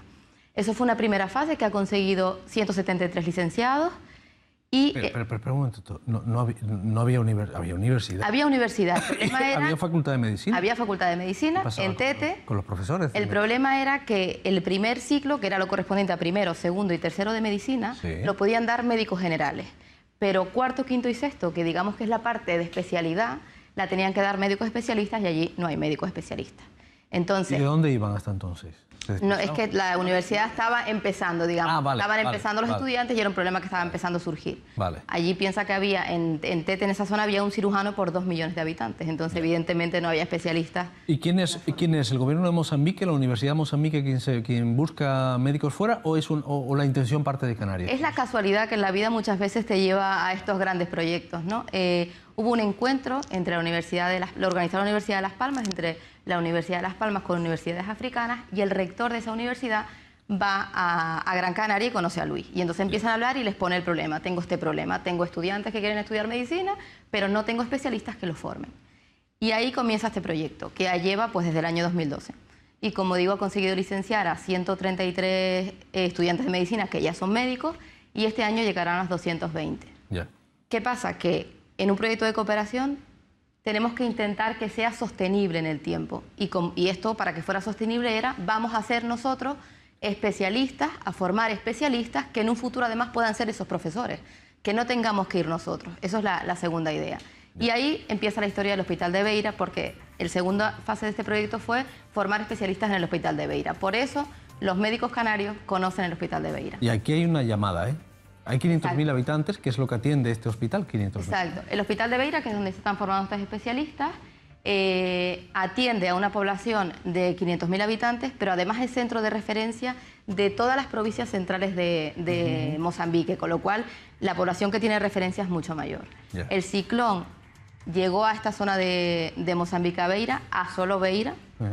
Destruyó casas, vidas humanas. Hay como 600, creo que recordar que son 608 muertos en Mozambique. Muchos de esta zona de Beira, porque arrasó por donde pasó con vientos de hasta 170 kilómetros por hora.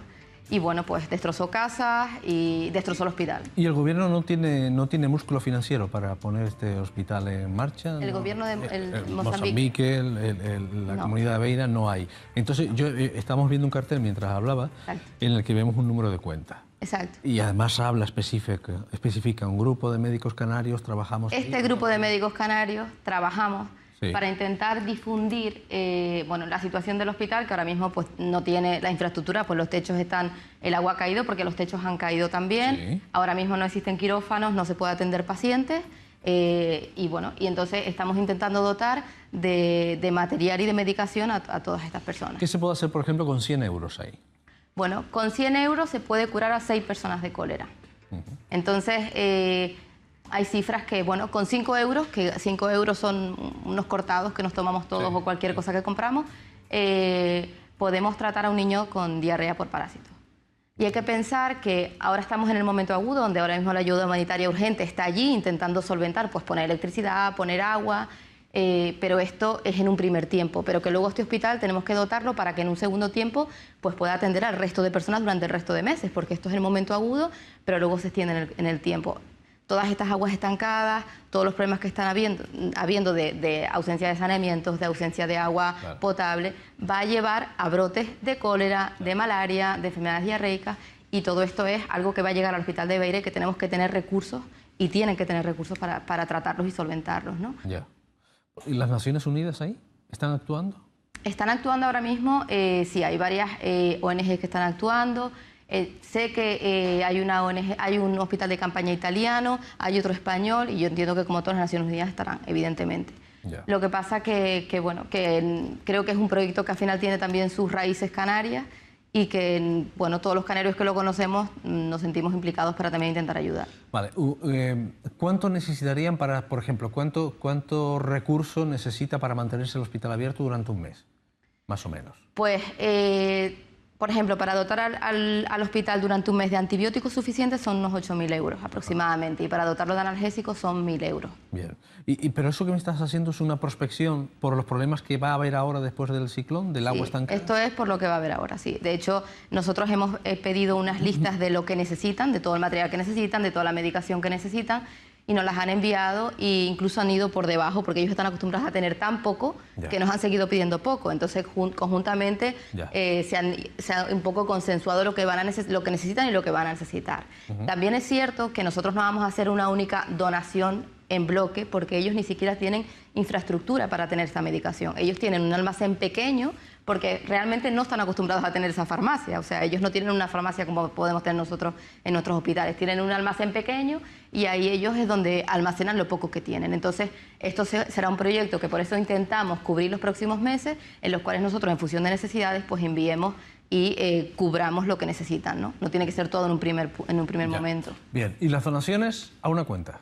Sí, la Fundación Ágora es una fundación que participa de forma altruista con este proyecto, donde el 100% del dinero que llega a esa cuenta va a llegar a las manos que lo necesitan realmente, porque, bueno, al final, como Luis siempre dice, al final llevamos trabajándose ya 3 años con ellos en el Hospital de Beira, los conocemos, sabemos perfectamente quiénes son, y a través de esa cuenta es la manera más sencilla de cubrir las necesidades, porque al final de ahí se puede comprar material, se puede comprar medicación. Vale. Pero espera, explícame mejor eso, vamos a ver. El número de cuenta, el número de cuenta es una cuenta en España. Sí, una cuenta en España. ¿Y dónde se compran los medicamentos? ¿Se compran aquí y se llevan allá? Lo estamos estudiando en este momento, porque sí que es cierto que los medicamentos tienen una regulación muy estricta. Es decir, aunque uno tenga una caja de paracetamol, no la puede llevar libremente a cualquier sitio. Entonces, estamos contactando con Farmamundi, que es una ONG que está aquí en España, de farmacéuticos que colaboran con todos estos casos. Además, sabemos que podemos comprar medicamentos en Sudáfrica, y en un momento determinado, por una necesidad concreta, podemos comprar medicamentos. Y además también valoramos la posibilidad de llevarlos nosotros. Estamos ahí estudiándolo. Afortunadamente tenemos redes seguras de envío. Eso es lo que te iba a preguntar. Sí, tenemos redes seguras de envío, y a nivel del mar, por ejemplo, ahí hay una empresa trabajando, una multinacional, que era la antigua Pescanova, que ahora se llama Pescamar. El director general de Pescamar está muy implicado en este proyecto. De hecho, él ha cogido sus barcos y han ido hacia el interior de Mozambique a intentar llegar a las zonas rurales para sacar a la gente que quedaba aislada en ese momento. Ha dejado de trabajar para intentar solucionarlo. Lo conocemos y nos ofrecen redes seguras de envío de medicamentos y de material. ¿Pero desde España? Desde Canarias, sí. Ajá, desde Canarias. En barco hasta allí. En barco. Bien, entonces, porque eso es importante, pues estamos hablando de la ayuda a Mozambique para poner en pie este hospital nuevo. Lo importante es que si ponemos el cartel cuando podamos, porque por ahí aparece el número de cuenta, que sería interesante, y cuando aparezca el número de cuenta, pues si paramos para que alguien que lo esté viendo le dé tiempo a anotar, pues lo hacemos. Paramos y lo hacemos. Mientras tanto, vamos hablando nosotros. ¿Desde cuándo colaboras con el doctor? ¿Cómo les va implicando? ¿Cómo les ha implicado? Bueno, realmente... Este bonito oficio de la solidaridad. Yo era cooperante también de otros proyectos, es decir, no es la primera vez que me estreno en estas cosas. Y con él fue casual que dimos los dos un curso de cooperación que organizó otra compañera, y ahí lo conocí. Lo conocí, estaba yo sentada al lado de, además de la jefa de estudios en otro hospital, con lo cual, al ver que era un proyecto de formación, de docencia, donde además ahora queremos hacer que residentes de Mozambique ya han venido a los hospitales canarios de Gran Canaria, intentamos que vengan a Tenerife, de hecho vendrán ahora, pues hablamos con él por esta importancia de la docencia, de que nos gustaba este proyecto, y casualmente en la cena después de ese curso me senté con él enfrente. Y son estas cosas que uno conoce al otro, hablamos de proyectos y así lo conocí. ¿Has ido a Mozambique? ¿Has estado...? No, iba a ir ahora en marzo. ¿Pero has estado en África en algunos...? Sí, en Senegal, sí. En Senegal en 3 ocasiones. Bien. África está ahí, ¿eh? Sí. Pero es que seguimos hablando de la solidaridad con África porque la necesita. Pero dices, ¿por qué hay tantas regiones africanas atascadas? ¿Por qué están atascadas? Bueno, yo creo que la necesidad, o sea, la ayuda no es suficiente. Yo creo que la ayuda no es suficiente o no es suficientemente efectiva, aunque exista. O la administración o quienes administran la ayuda, no hay una supervisión de cuando llega la ayuda, no lo sé, hombre. Vamos a ver, o la ayuda tiene, no lo digo por el caso de la medicina, de los médicos, porque lo que estás exportando es conocimiento. Tú lo que estás mandando a Mozambique es conocimiento. Vale, que te llevas la medicina debajo del brazo porque ahora mismo hay una situación de emergencia. Exacto. Pero lo que estás aportando es conocimiento. Que es la idea de la cooperación al desarrollo. Eso está claro, ¿no? Pero el conocimiento, los instrumentos para que muchos pueblos africanos tiren para adelante, ¿no? O sea, el depositar el conocimiento, es decir, la enseñanza, esto es lo que se hace en Europa. El enseñar a pescar. El adaptar, sí. La ayuda es imprescindible, es importante, porque si no hay ayuda, al final no va, por mucho que tengas la caña o por mucho que tengas peces y no tienes la caña, no sirve nada, ¿no? Pero hay demasiadas regiones africanas todavía en las que, mira que hay desarrollo en el mundo, ¿eh? Pero dices, ¿qué pasa? Que hay una falta de solidaridad galopante en la que... Hay una desigualdad entre los mundos. Es que... Hoy mismo generar electricidad es muy fácil. Solo hace falta sol, ¿no? Ellos estuvieron 5 días sin electricidad después del ciclón. Sí, pero esto es Mozambique, ya sabemos lo que ocurre, claro, con un ciclón. Mira tú lo que pasó aquí en el Delta y somos una tierra civilizada. Cierto. Pero hay tecnología suficiente. Y hay ONGs que están llevando tecnología para que haya luz. Porque la luz no veas, cuando hay luz, cuando hay energía, hay una bomba de agua, por ejemplo. Y la bomba de agua, si el pozo ya, el cacharro no te entra hasta el fondo, la manguera sí te entra, ¿no? Sí. Quiero decir que hay tecnología suficiente en el mundo como para que algunos países o algunas personas lo pasen mejor.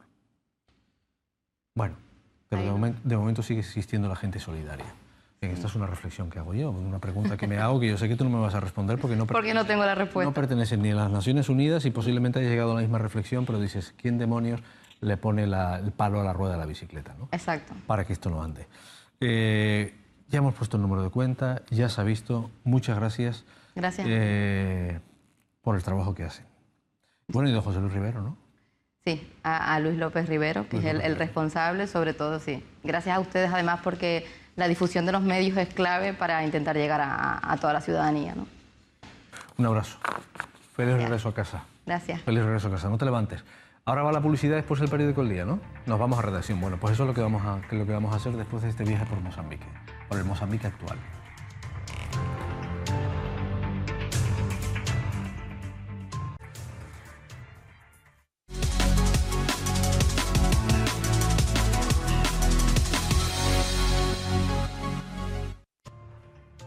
En breve, las 11 de la noche, nos quedan apenas 3 minutos. Tiempo suficiente para irnos al periódico El Día.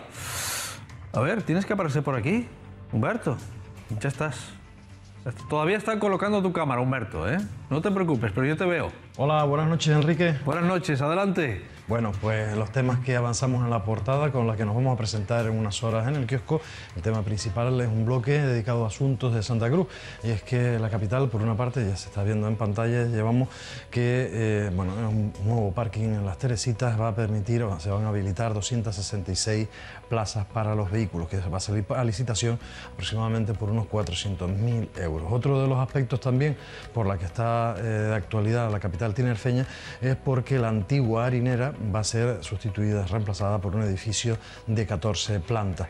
Y también dentro de lo que es la actualidad en la zona del Valle de las Huertas, el juez ha ordenado la devolución del dinero de la operación de esa zona a los 192 propietarios. Seguimos también tomándole el pulso lo que es la actualidad con el tema del superávit, aquello si le permiten o no y para qué fines la inversión de los 950 millones de euros. Pues bien, Canarias cuenta con todos los argumentos legales para poder ejecutar esta inversión según los expertos de todo el país. En función pública destacamos, también lo ven arriba a la derecha, como Canarias va a tener que contratar a 750 sanitarios para poder asumir el compromiso de las 35 horas semanales a las que se comprometió con los profesionales de la sanidad. Un gasto que, si se traduce en euros, estamos hablando de 16 millones de euros. En el Cabildo, el presidente Carlos Alonso se compromete a priorizar el empleo y también la innovación en la presentación de su programa electoral. Y ya un poco de tecnología y de también cine. En este caso, Tenerife ha creado un videojuego para una serie de animación internacional. Arriba a la derecha, una fotografía que se estaba esperando desde hace muchísimos años y que pues va a permitir conocer qué hay más allá de los agujeros negros. En este caso, la ciencia logra la primera imagen de un agujero negro.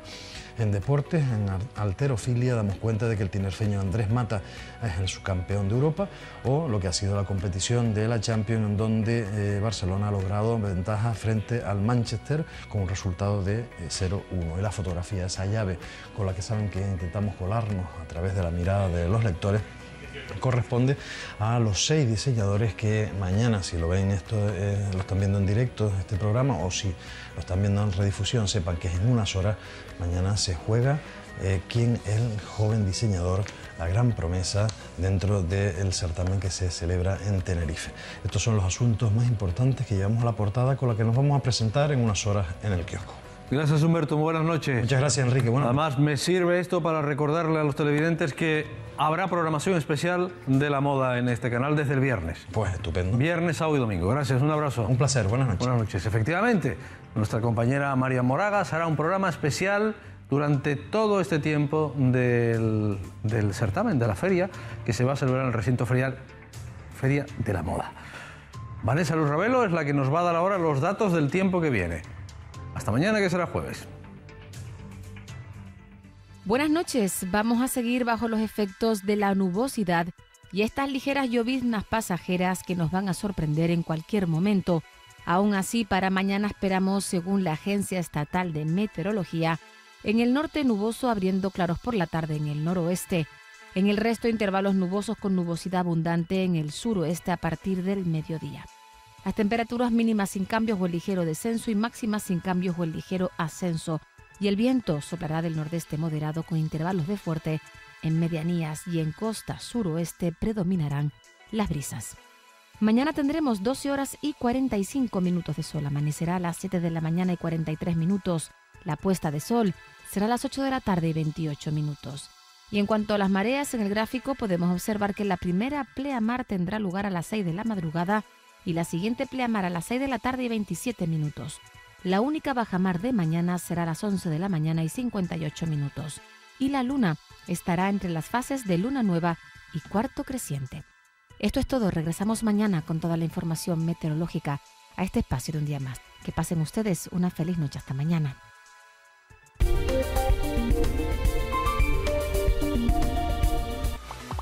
Grupo de Comunicación El Día. La dimensión de un líder.